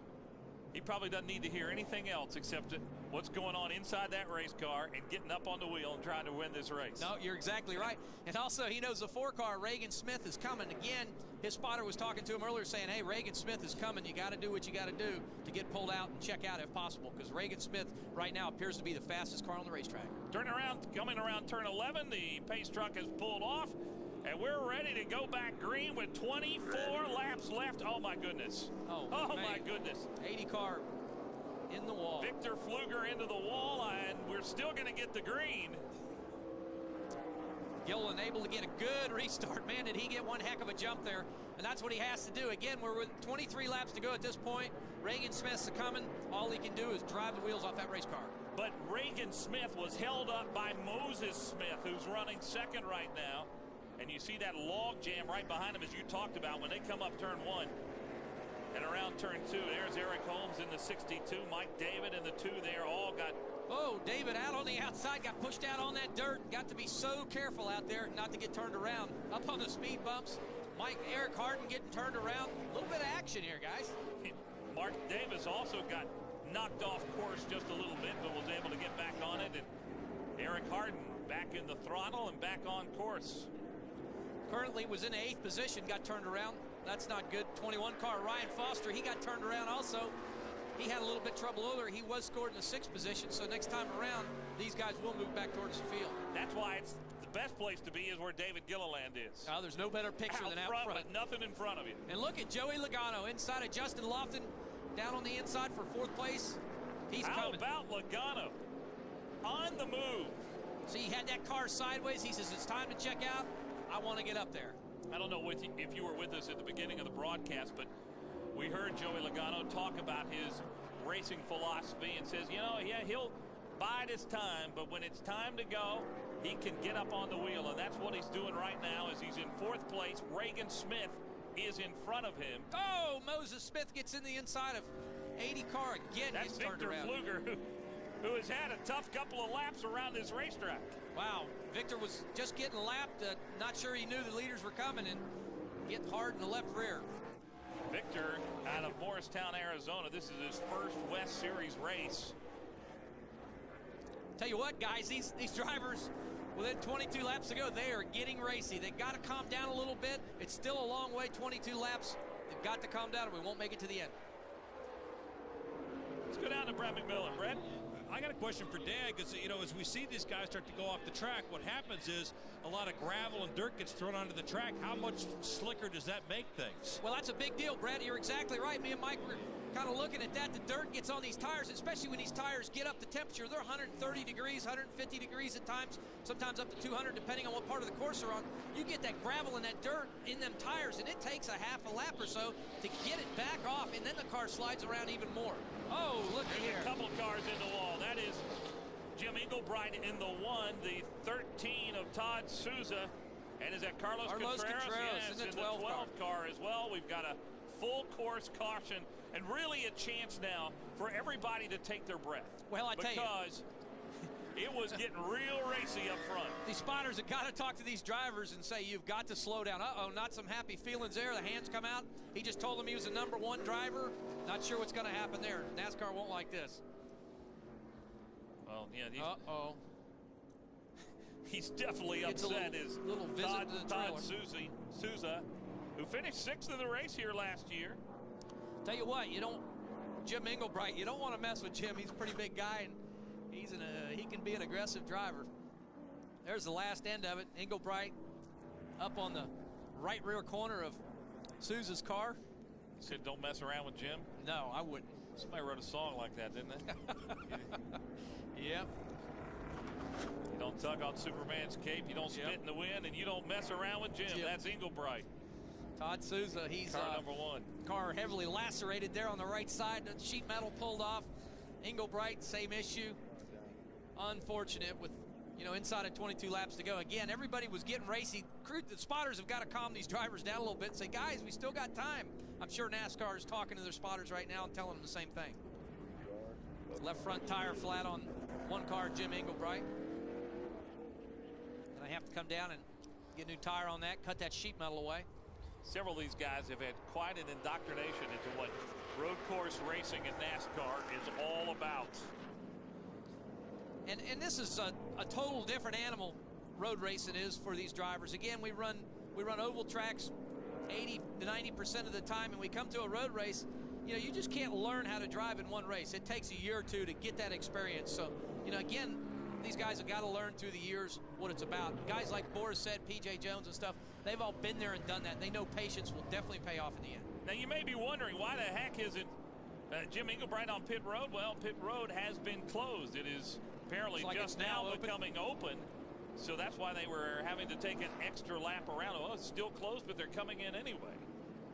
Yeah, well, they're waving the yellow flag, so yellow flag conditions on the racetrack. I saw the red flag at the beginning of the pit road, so it is still closed, but those two guys have no choice. Your penalty is to go to the tail end of the longest line, and they're going to do that anyway. So, when you come down pit road and it's closed, there's really the penalty doesn't get any worse. It just go to the tail end of the longest line. That's a safety issue there. These cars got to come down and get them tires taken care of. Well, Brett, you're down there in the Candyman's pit. There's a lot of damage on that car. Boy, I tell you, and Sousa just drove by on the way to his pit, and he shook his finger at the crew, but it was the pointer finger that he was shaking as he went by. But he was delivering a message here, and Jim Englebright's so disappointed. This is his home track. He won here many times in the Touring Series, loves this place, and he just really had high hopes for today, and you can just see how badly damaged that car is. Though I tell you, the Jelly Bellies still look pretty good on that. hey, Brett, you haven't gone to the back of the pit and grabbed any out of that big barrel, have you? It's empty, I looked. Oh, it's okay. I was going to bring you some, Mike. Thanks. Now, what NASCAR does, if the tire's been punctured, there's a hole in it, they will let them change the tire due to safety precaution reasons. So they'll have to show them tires to NASCAR to ensure that they are flat or they've got a hole in them. That left front was definitely down, so they needed to change it. But Jim Englebright may be okay because the suspension, if the suspension's not hurt on that car, the body work and the metal work on the fenders and stuff is pulled away from the wheel, so he may be okay. Well, as you were talking about, these guys were all getting a little racy here in the last couple of laps, including Moses Smith, as Victor Pfluger had no idea what was coming up behind him. He was a lapped car in the 80, and Moses Smith trying to just maintain second place actually got into him. Yeah, but Victor, he was getting lapped, and he's got to really yield to the leaders. He doesn't have to, but that's out of respect. These are the leaders. Victor was a lap down. Unfortunately, he got involved in that accident anyways. I'm not sure he even knew Moses Smith was there. So, again, you've got to use that mirror a little bit more. The spotter's got to talk to you a little bit more.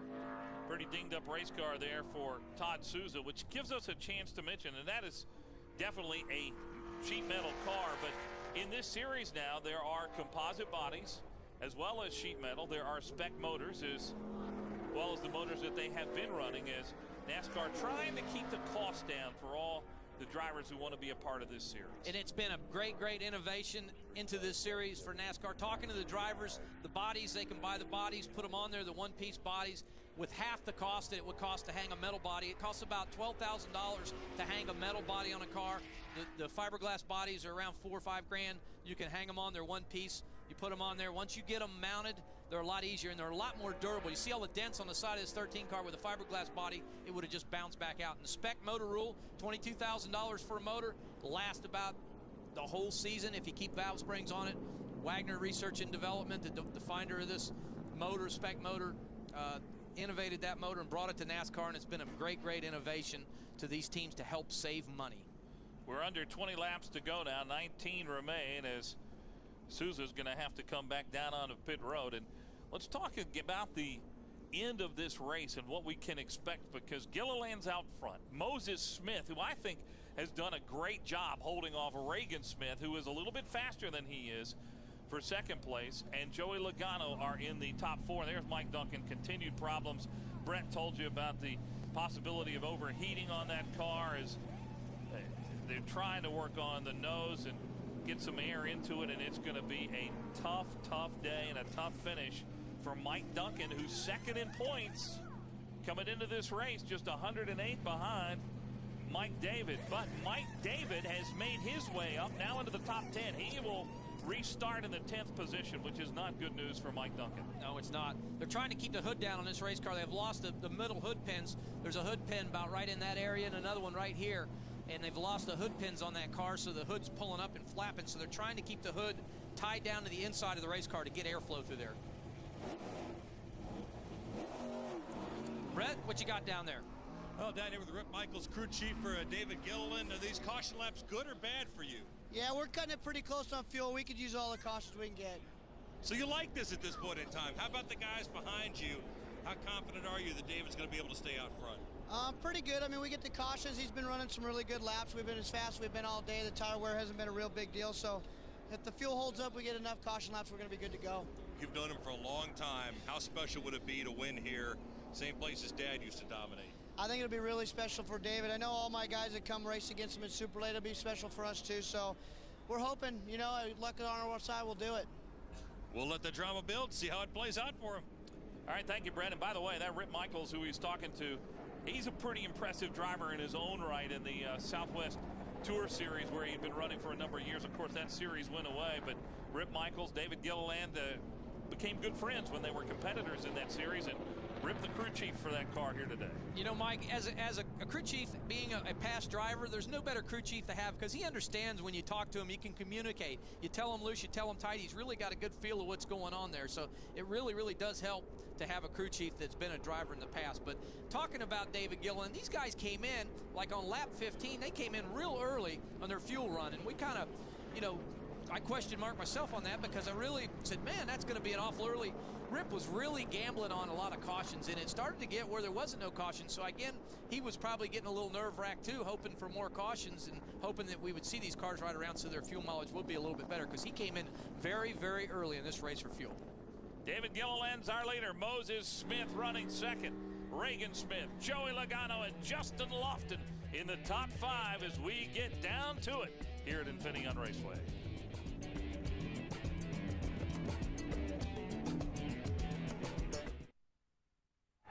Welcome back. We've got 18 laps remaining. David Gilliland, the pole sitter, is out front. Now the question is, can Moses Smith hold off Reagan Smith, Joey Logano, and Justin Lofton? I don't think so. I think he's a little bit slower, and these guys have been right up on his bumper here for the last few laps. So, you know, Moses Smith's got to hit his marks and do everything just right to keep them guys behind him. Can they take him up off turn 1 or 2, or do they have to wait to get down to turn 11 to try to outbreak him there? I think they might wait till 11 down on the backside, but, you know, they may even do it down there in turn 7. That's where a lot of guys pass there in turn 7, right before the S's, so we'll have to keep an eye on the 18 car. And all of that's going to be good news for David Gilliland if it happens. Exactly, and David's been so good on these restarts time after time, so I don't think that anybody's got anything for him. Pace truck has pulled off. We're ready to go back. Green flag racing here at Infineon. David Gilliland will lead him to the green. A little slower start than he's been doing. Well, Moses Smith trying to keep up with him, but falls back a couple of car lengths. Reagan Smith right on his bumper, and then there's Joey Logano. Do they have the patience? Justin Lofton almost gets out of shape. P.J. Jones in the black 24 is going to factor into this. Well, you got some real shooters here, and these cars, these top 5 cars, time-wise, they're all together. Other than David Gilliland, he's a little bit faster, but from 2nd through 5th place, these guys have been all nose to tail. And Reagan Smith and Joey Logano both feel that they have quicker cars than Moses Smith, but where do you get him? And if you're Logano, you got to take care of Reagan Smith before you can get to Moses Smith. And Logano looked to the outside and tried to get a good turn right through the center of the corner and duck underneath him, but he was not able to do it to Reagan Smith. while David Gilliland's getting like about a 7-8 car length lead. Logano and Smith, that's the battle for third place, and it's a heck of a good one. Yep, Logano all over his bumper. He's got to set him up. Entering the corner, exiting corner. Looks like he drives hard. Oh, here we go. Be careful.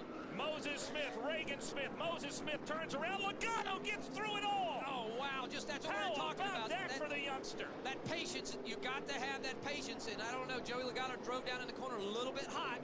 We knew something was going to happen. Moses Smith was told to try to block Reagan Smith and Logano down on the inside. He did that. And Logano, oh my gosh. Moses stuck up on Smith the tires. Stuck up on the tires there. Not what he wants to see. He's got to be upset. Running second, running really the best race of his career. Yep, he was. And again, it's about patience. See you drive down in the corner. Joey Logano looks to the bottom, but could not get stopped. Got in the right rear corner of Reagan Smith. Tough break for Reagan Smith and Moses Smith. But how about Logano just negotiating his way through all of that and barely a scratch on his race car? Well, you get slowed down enough after you hit 2 or 3 things, you can get back under control, and you got control. You see him down on the bottom, but tough break. Again, Reagan Smith, not enough time to know that Joey Logano was down there. He stuck his nose down in there hard and just didn't get enough by him. If he got up to his door, may not have spun them 2 cars. They would have both been able to make it through that corner, but tough break. A little bit of damage on the left front for Logano. Yep, takes that tire barrier with him. All right, assess this for me, Dan. Impatience on the part of Joey Logano, or is he making the right aggressive move there? Well, I think that's part of experience. We had 16 laps to go. I think it's a little bit young to do that. He needed to get up at least halfway up on the inside of Reagan Smith before he kept driving through that corner. And in my opinion, did not quite have that line that he really needed to get back by him. But again, these guys, that's what this series is about. It's about learning. And if none of these guys made mistakes, then they would be racing in the Nextel Cup Series. So that's what it's all about. Tough break for Reagan Smith there. Had a really good race car, was headed up towards the front, was the fastest race car on the racetrack, and possibly his day may be over. Yeah, my point, Reagan Smith was the fastest car out there on the racetrack at that point. And he really didn't have anything to prove here today because he is already got a pretty good Nextel Cup situation. Yep. But under caution now with 16 laps remaining, and Moses Smith, disheartened, sits in the cockpit of that race car, unable to move and waiting for the tow truck to hook him up. He had been running second.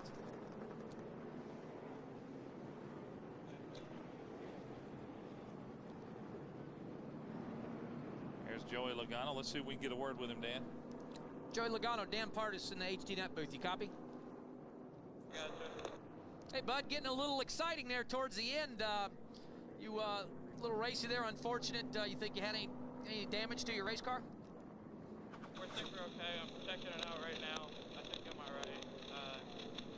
Just unfortunate there. Both go to the corner hard, and we come down a little bit too much, and I was there. So I think we'll be all right here. We get to the 82. See what we can do. Got you. Look like a 50-50 situation for both of you. Well, listen, go back to work and good luck to you. How calm is that for a 17-year-old? Yep, but they're talking to him, I promise you. Looked like he had a little bit of fluid pouring out the left front fender of that race car, so not sure if he made some damage to that radiator, because that left front fender is caved in. Got the radiator that ends right about in that section of the car. You look on the left front corner there, possibly a little bit of fluid pushing out, but we'll just have to wait and see what happens when he gets back underway.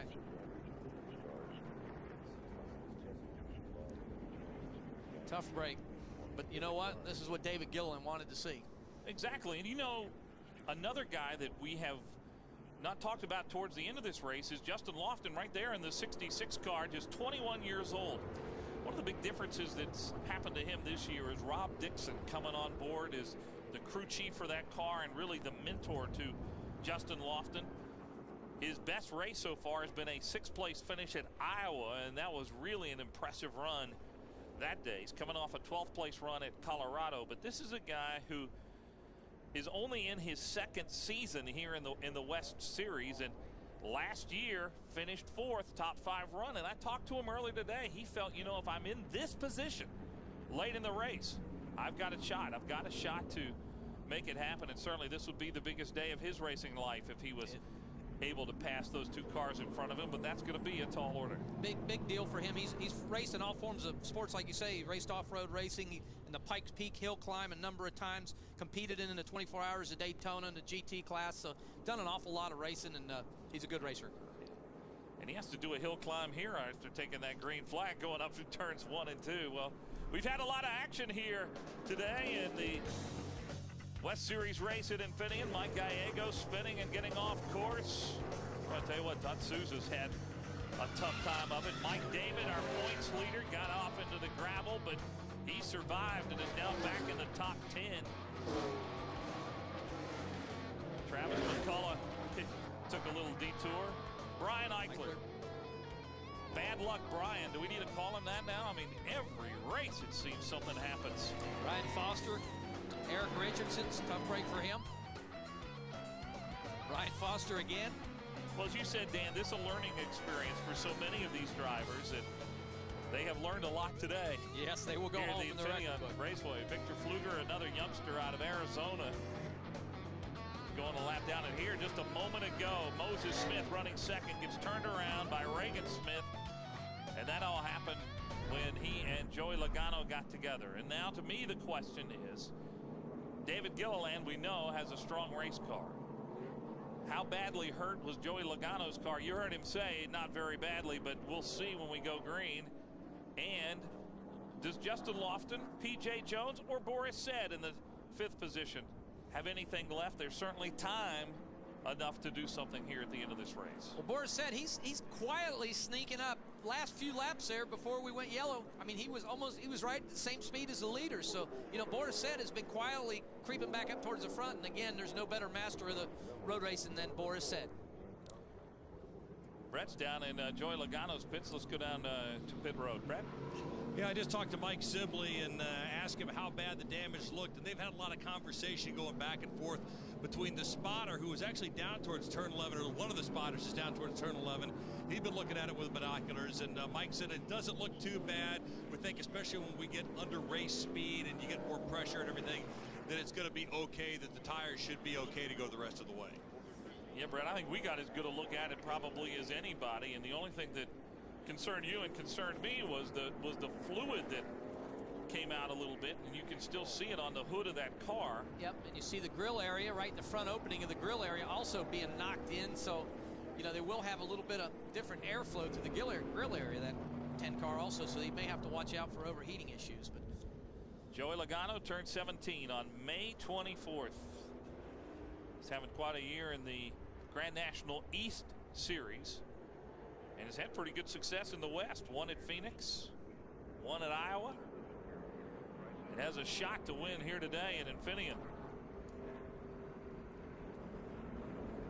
David Gilliland just hoping to get a good start again, keep his nose clean, and if everything continue the way it is, you know who's feeling good about David Gilliland today is his dad, Butch. Absolutely. West Series champion in 1997 with David as the crew chief.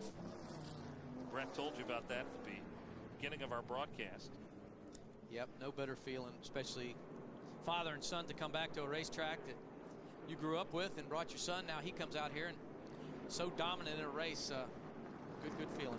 You know, I asked David what has improved his road racing, and he said his teammate, Ricky Rudd, on that Yates team, who is inducted into the Hall of Fame here at Infineon Raceway. Good teacher. Earlier this weekend. That's a good guy to learn road racing from. Yeah. Green is back out. Clear by 1.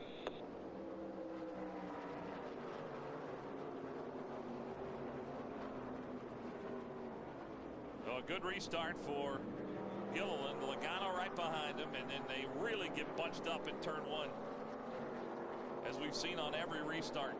Climbing up the hill. You talk about the Pikes Peak Hill climb. We got one right here.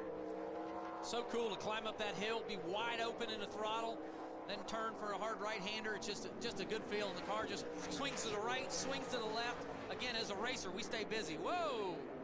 Little tough moment there. That wall comes up on you real fast. Almost Stan Silva Jr. The 2-car Mike David in a little bit hot, locks up the right front brake. David been running in the top 10. Brian Eichler How about this for Brian Eichler? For all the bad luck he's had today, Eichler is now back in the top 10. Yep, him and Mike David, again, they've been going back and forth, but Eichler, he's got to use his head now, and I think he's got the idea with 13 to go. He's headed to the front. All right, Joey Logano wants to take the lead away now from David Gilliland. Can Gilliland hold on? Boy, you see a lot of action behind him. Boris Said, Tom Dyer, locking it up together. You looked on the inside there, that tire was gone. That big tire was gone, so it's enable these drivers to cut that corner down on the inside of that apron, so they liking that. Moses Smith took care of that big tire. Yes, he did. Put it under the back of his car, but two-car Mike David. Oh, my goodness. Mike David had a top 10 run going. Wow. Mike Duncan behind him in the points have been having trouble, and David gets into the tires. He's got some serious damage on the left side of his race car. It's not over till it's over here at this racetrack. Again, some 2 miles around the racetrack, 16 times we shift. Turning that steering wheel, a lot goes on in a short amount of time, so a lot can happen within a lap. If you're Joey Logano, and you know you can't get into the mind of a 17-year-old, it's kind of tough, but if you're Joey Logano, when do you start to make your move, really go after Gilliland? I'm going to say with about 5 to go, you need to start focusing in and saying, all right, where am I going to set them up? And then about with 2 to 3 to go, it's time to pass and check out. But these guys got to be careful not to abuse their tires here. Again, they've been racing really hard here for the past few laps, and earlier you see them locking these tires up. We want to save them till the very end. So again, we've got to keep that in mind. See Boris Said taking advantage and the tire being missing on Justin Lofton. Boris Said, as you see, comes around there and takes the position. That is for 5th place. And now 11 laps remain. You talked about under 10. 11 to go here for David Gilliland. Joey Logano. Joey Logano is actually faster. He was 2/10 faster that lap than David Gilliland, so he is faster, but he's got to use his head. He's got to be very careful and say, man, I don't want to drive in there, get in the back of David, turn us both around, and it'll cost us both the race. So he's got to use his head. He's got to set up. That's where experience at a track like this comes off. And there's a little dirt tracking going on in the back there, as you can see. P.J. Jones has made his way to 3rd place. Boris Said 4th. And Tom Dyer now 5th, the instructor here at the school, the road racing school at Infineon Raceway. There's Dyer, and that's 68. Tom rented that ride from Alan Beebe. It was kind of a rental deal. He's won a tour race here in 2005. Lots of laps around this place. Just a great guy, easy to talk to. So you rent a ride and you win, you get all the money? Well, that's all in the contract. It's all how you write it up. There he is, looking in the inside of Boris Said. Boris locks up the right front tire. Good pass by Tom. See, he pushes him to the outside. That's a trick these guys use. They'll push the driver way to the outside so they cannot get the run on the outside. But Boris Said has been there and done that before. Look at this. Looks like the 10 car possibly of Joey Logano. Has got motor problems. Devastating day for Joey Logano this late in the race. Well, we wondered if in that accident, if anything happened, and you and I saw the fluid coming out. Yep, we did. Logano, not wanting to drop any more oil on the course, has pulled off. Back to the lead, there's David Gilliland. That's exactly, again, the cards are falling in David Gilliland's hand here today. That moves P.J. Jones into 2nd place. Boris Said into 3rd. I wanted to comment about the move by Dyer. We saw him knocking on Boris Said. Now, that's a guy who is an instructor here at the Infineon Raceway and knows how to get his way around this racetrack. Oh, he does. And again, he looked to the inside of Boris Said, pushed him back. But again, it didn't work out for him because he lost 2 positions after that corner. So Boris Said, again, can't say it enough, a master of the road race, was able to calculate through that. Well, there was some oil put down on the racetrack, and we're going to get a full course caution now. Up the 2 car, Mike David gets turned around there as the caution comes out. I dare say that Mike David got in some of that oil. Yeah. But a tough break for Joey Logano, and you got to believe that something happened during that incident with Moses Smith and Reagan Smith. And there is Joey Logano off the course. Youngster obviously, as Dan said, disheartened. Let's go down to Brett McMillan. In Joey's pit, and they said basically just the engine blew. They don't think it was the result of the the wreck that he was involved in, even though the front end was pushed in a little bit, so the car seemed to be running okay at that point. So they're not sure exactly what the problem is, but you know, especially with Gibbs involved in this is something they're going to go back to the shop at and take a real close look at to help their Cup program as well. Right, and one thing though, and I think as we watch and see what happened with the smoke coming up from Joey Logano, and I think Dyer kind of backed off a little bit there, seeing the smoke out in front of him. I think though it's not going to show up in the finish, but Joey Logano turned some heads again today and put another point in the fact that he is in NASCAR to stay and is going to go all the way in this sport. Oh, you're absolutely right. And again, the talent to be able to drive on a road course and an oval track is two totally different talents. And Joey Logano has proved today that he's got that ability to be able to shift through them gears, use them brakes, get up on that steering wheel, throw that car right to left, not just get around the corner and turn left at times. So he's got the ability to be a good road racer also. Well, we should have quite a finish here, although it will not involve Joey Logano. David Gilliland, can he hang on and win here in his home state of California? We'll find out when we return to Infineon Raceway in the Blue Lizard Suncream 200.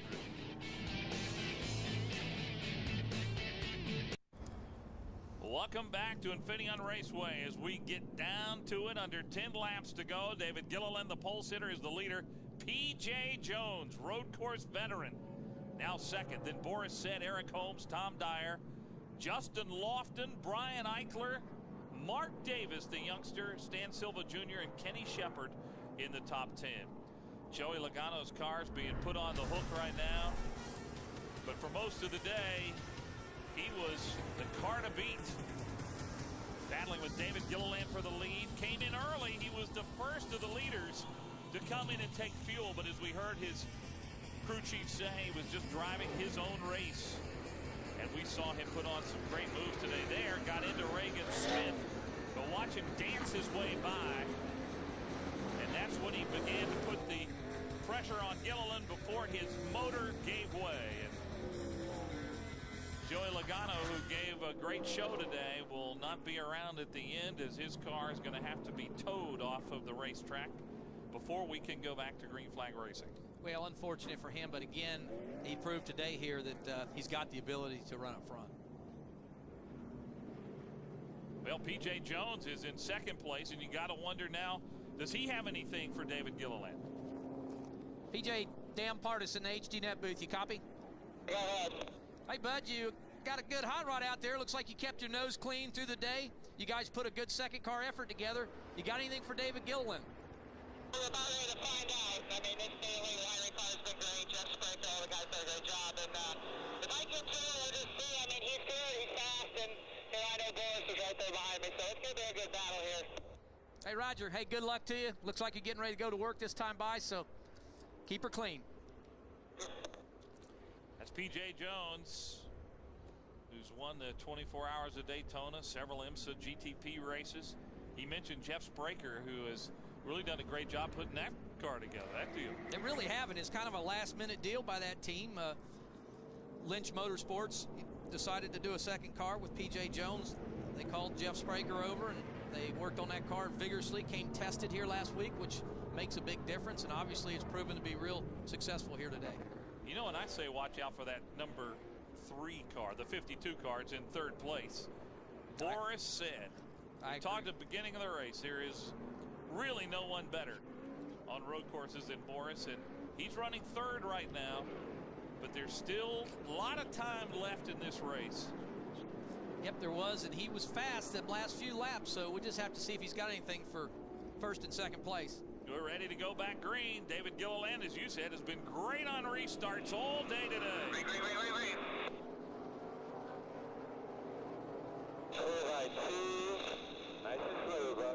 Boy, another great restart for Gilliland. Look at the way he just shot out ahead of P.J. Jones. A lot of these teams will change the gearbox ratios in these gearboxes for the restarts, and if you know the right combination, it makes a big difference on these restarts going from second to third and third to fourth. It gets the RPMs in the motor just right. How about Brian Eichler coming up alongside Mark Davis? Eichler in that 16, Davis in the 32. It's Eichler who gets off course. Lost a couple positions there, did a great job of holding on to the race car. 92 of Mark Davis, he's up on them hurdles, got that car up in the air there time after time, and he's done a great job here today. Young Mark Davis, the 92 car, another Joe Gibbs development driver. You know, there we're on board now with Mark Davis, and Mark has actually won a national championship on this racetrack. Whoa, there's some wheel hopping going on. Wow, he got all 4 tires in the air. Stan Silva Jr., but the national championship that Mark Davis won was the National Road Course Legends Championship in a Legends car. He won a national championship here. Well, you're exactly right. I mean, he knows road racing a little bit. This is a whole different animal with these big cars, but he also went to Virginia International Speedway with the Gibbs Group to do some testing, and that proven to be good here today. Eichler trying to get some of those positions back. He's had some tough luck today, and Engelbright turns around. Tires up on the racetrack again. Jim back underway. Wes Banks is there going in the wrong direction in that 3 car. Just getting ready to say another goggle of cars. These guys were all together with 6 laps to go now. These guys are getting quite anxious. Not sure if they'll throw the caution. Them tires are out of the racing group. They've thrown it. But Yellow's looks like out. they will throw the caution. I was going to say, those tires are not where they're supposed to be, are they? Nope. So the yellow is out again with 6 laps remaining. To get down in the corner, looks like Eric Harden down on the bottom, and they just get goggled up. Not sure who that car there to the left, right there, the 3 car. Is that That's the 3 car? Wes Banks just got clogged up in there. Got turned around. See, Wes got turned around before he ever entered the corner. Down on the bottom side, knocked them tires in there. Jim Engelbright got involved in the little altercation ahead of him. Today, hasn't he? Yes, he has. We're about to run out of tires down there. Well, while we're under caution again, Joey Logano, who would love to be a part of the finish of this race, can only stand by and watch. But what a show he put on while he was out there. He's out of his race car now and down with Brett McMillan. You told me before the race you had no clue what you were doing out there. You looked pretty good most of the day. Yeah, we had a real good car. We didn't really have to drive up off the corners. A lot of guys did. So I think we could have got the 82 at the end. It's just the motor decided to blow up on us there would tend to go. So kind of sucks. We would have had a good run. 24 is pretty fast too. So between the 3 of us, it was going to be pretty big. Do you think that the motor blowing up had anything to do with your run-in with the 4? No, it didn't have a thing to do with that. That deal just, it seemed like a 50-50 deal to me. He was coming down a little bit, and I was driving into the corner, and I'd say it's one of those racing things. Both of us, maybe he could have come up a little bit, and I might have could have backed off a little bit, but he just started to come down the middle of the straightaway when I was underneath him, and yeah, I think it's kind of a racing thing. All right, did you learn enough to know you love this road course racing? Oh yeah, I have a blast out there. You kidding me? It's a ton of fun out there. Just shifting gears all day long. I think we shift 20 times in 1 lap, so I mean it's pretty neat.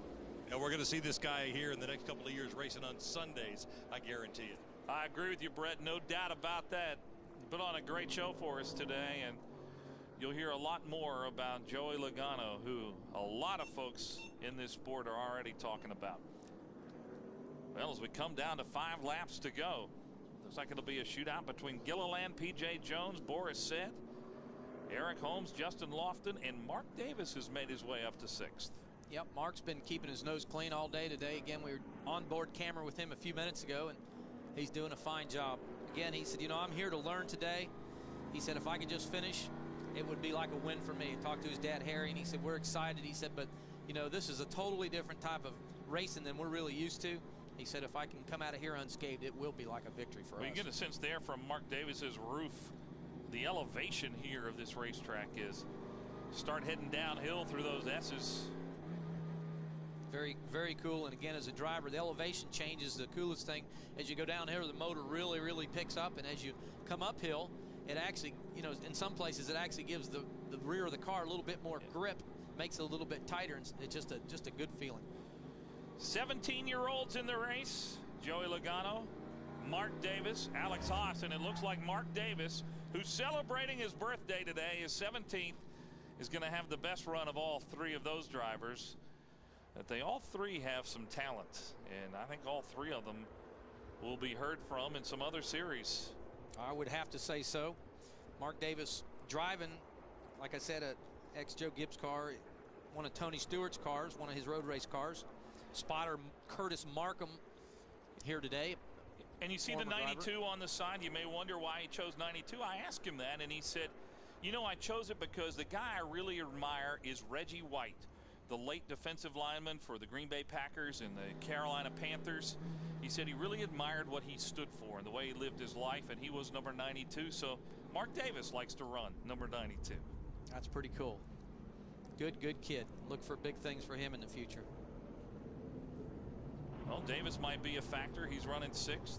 Tom Dyer got kicked back to 7th. Still amazing to me that Brian Eichler, see at the top of your screen in that blue and gold Napa car, Eichler, who has been spinning all day, has had all kinds of problems with his car, is in the top 10 and running 8th. He has. He's got a good race car. I tell you, he's just fought his way back, have not given up.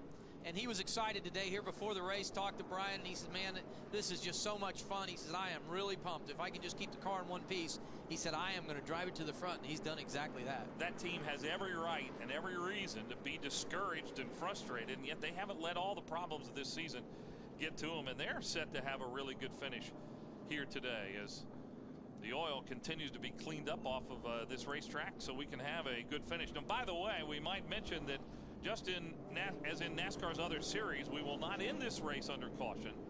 We would have a green, white, checkered finish if the caution should be out when the regular distance is completed. Looks like the track is cleared and will be green next time by.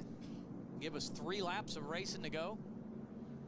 And 3 shots around that turn 11, which has been the source of action so far here today, where you know P.J. Jones and Boris Said are going to be going after David Gilliland. Yep, exactly. And right before you enter turn 11, turn 10, that is the fastest part of this racetrack. We exceed 130 miles an hour, just a little bit of trail braking through there, and that is the fastest, lightest place of this racetrack. And we drive through 10 and then head down towards 11.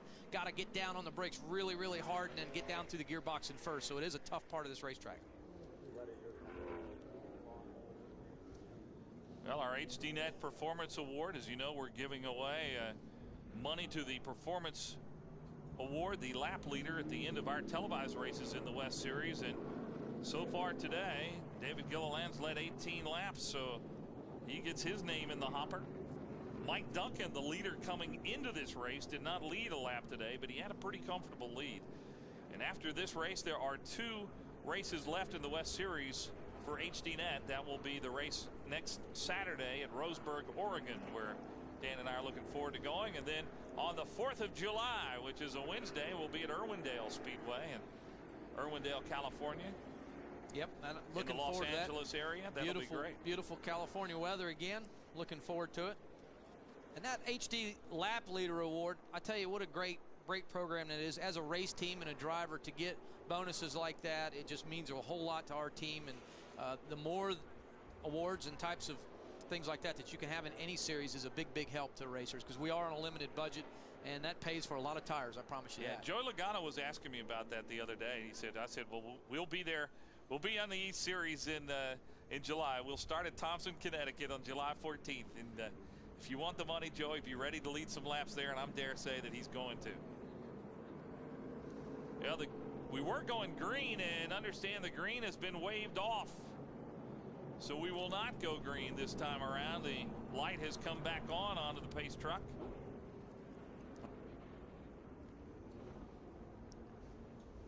Brian Eichler, we're talking about a moment ago, running in the top 10 despite all kinds of trouble today. Posted 8th. Dan, let's see if we can get a word with him. Brian Eichler. Right here. Brian, Dan Partisan, HDNet booth. You copy? Yeah, 10-4, go ahead. Hey, buddy, it's been a real roller coaster ride for you today, from the back to the front, the back to the front. You've been bounced around like a little bit of pinball there, but looks like things are working out your way here with about 3 to go. 10-4, the Napa Auto Parts 16 car is running extremely well today. Just hate to say it, I think we're running out of time here. We really got a car to win this thing, I think. Roger, you're learning a little bit out here today. I know it's your second time here, and you've really enjoyed this place. Have you had a good day? Yeah, it's been a good day, but we've been in and out of pits all day. The car is extremely good. I'm comfortable in here. I wish we had 60 to go. It'd be a good one. Roger, good luck to you, man. You know what I like about Brian Eichler? Here's a guy who could be just really happy that he's going to get a top 10 finish today. Excited about it, but he's not. He's disappointed that he doesn't have what he thinks are enough laps to get up and win the race. Now that's a racer. It is, and it's a racer in us. But again, we have to breed that. You know, and Bill McAnally talks to him a lot on the radio. You have to breed a little bit of that patience in there too, because you have to be there at the end. You know we have that drive as a racer to drive to the front, but it's so important to be patient, take care of your equipment, and be there at the end. So these last few laps, he's got to keep his nose clean. Hopefully, push a few out of the way and get up there in the top 5. Well, we'll see if we're going to go green this time. I understand now that NASCAR says we will go green this time around, so that's good news. Yep. I'll tell you what, at 35 miles an hour, it takes a while to get around this racetrack, doesn't it? Well, it does, and as a driver, it just takes forever, and you just can't imagine. We want to go racing. We want to tighten our belts.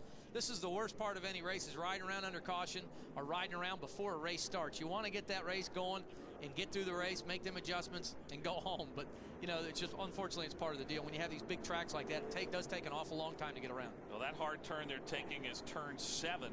You may wonder why you go from 4A to 7 on the turns. The reason is the carousel is no longer in play on this racetrack, and so you skip over to 7 on what we call the chute, and now they're going to come downhill through on the those S's.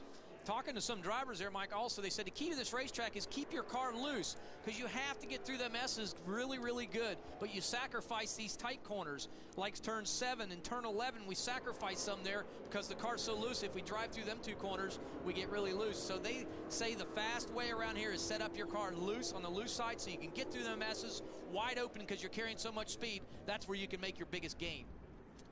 Well, the light's off on the pace truck.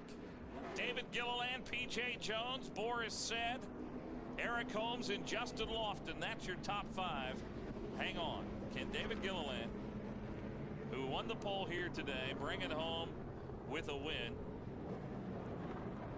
Well, Gilliland has 2 career wins in the West Series. Well, he'd love to get number 3 today. And again, his dad won the title in '97. David was the 2004 Rookie of the Year in this West Series, and there is Butch Gilliland. It's like maybe with his grandson there, having a good time. Here comes Dad. No better feeling. Yeah, and I imagine their stomach's a little tight too, though, you know, his last couple of races. Green is out. Clear by 1. Another good restart for Gilliland. 2 laps remain. They'll get the white flag next time around. See, Eichler on the inside and looked real hard, was able to stay in line, but you got to hit your grooves. This is where it's most important to be so smooth. We're getting aggressive, we're ready to go, but we know we've got to hit our lines because we can't afford to get a little loose and let 2 or 3 by at this point because we'll never regain them spots. Here's Brian Eichler behind Mark Davis, but look at the jump that David Gilliland got on P.J. Jones and the distance that he is putting between the 2. Now here's P.J. trying to make up some ground. P.J. looking to the inside, but again, a veteran road racer knows not quite time to do it. He knows if he can just hang with David Gilliland, he can make it till turn 11 or so, do it off 11 and run for the finish line, see if he can catch him there. Down through the S's they come, down the hill. They'll come around and get a lot of speed on this big sweeper, turn 10 where they are right now.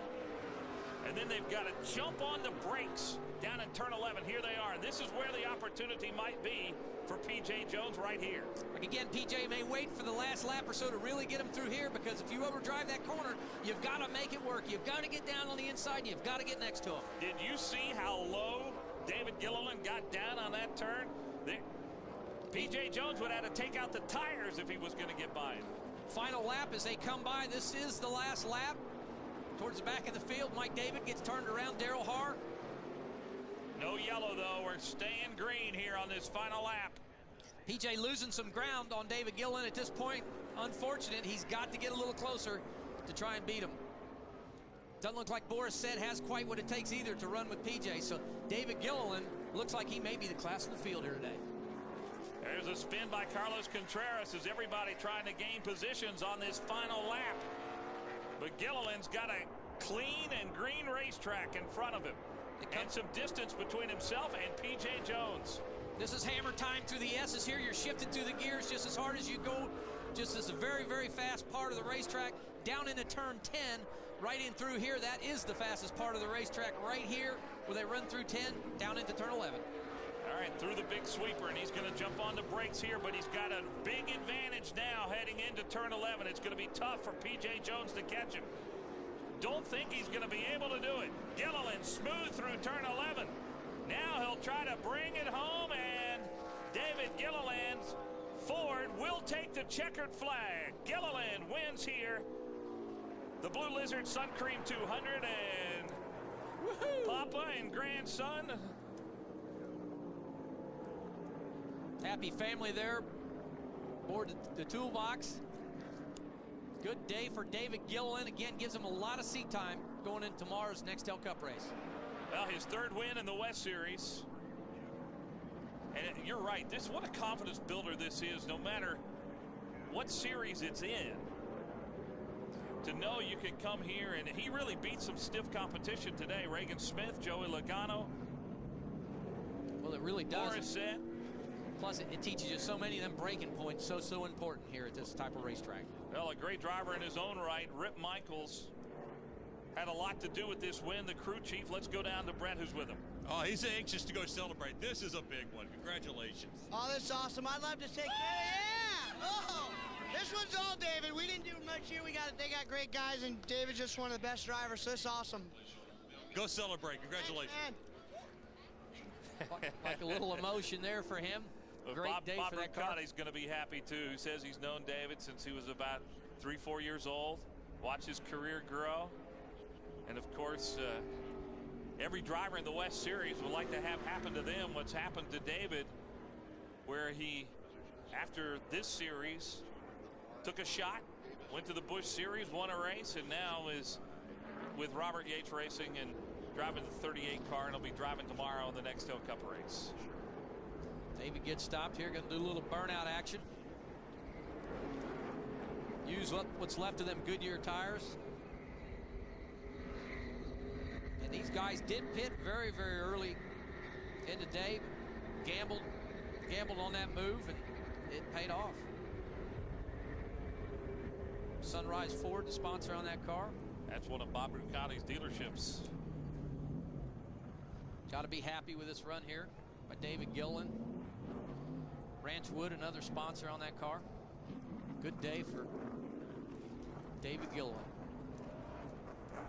And like you said, this is going to give him a lot of momentum. The Yates team has had its struggles at times this year, as he and Ricky Rudd have both talked about. You know, it's a building process, and they're building and looking ahead to better days. He'll only start 39th in the race tomorrow, but well, for today, he is number one.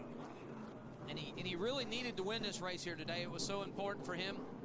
Talked to David. He said, you know, I really sat on the pole. I feel good about it, but I really got to win that race. It's going to mean a lot to me, especially not only family, but it'll prove to myself sometimes as a driver, we need that confidence builder, and it's done exactly that here today for David Gilliland. And all of these West Series officials, they're no strangers to David. As David said, this is kind of fun, coming back to my roots, coming back home. See the headrests on these cars, very, very safe. All the innovation you see on these cars are directly from the NASCAR Nextel Cup Series. Hans device, head bracing, shoulder bracing. Cars have gotten extremely, extremely safe here from years ago. Yeah, it's a pretty big smile. Todd Parrott, his Nextel Cup crew chief, was down there somewhere. That might have been him there. Yep.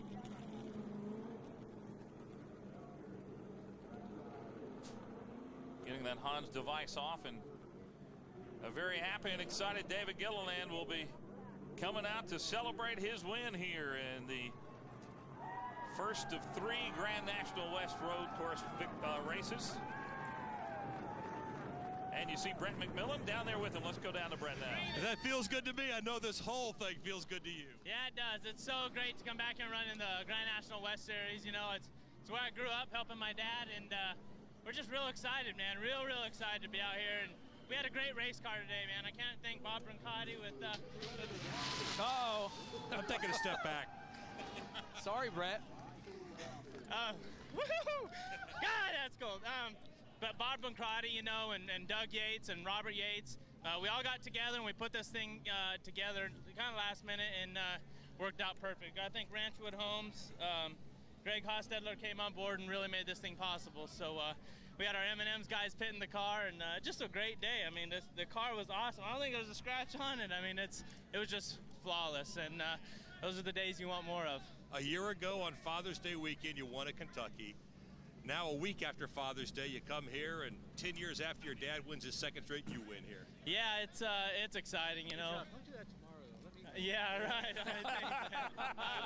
Yeah, it's awesome, you know. Like I said, with you know, racing a place where my dad's raced and had so much success at.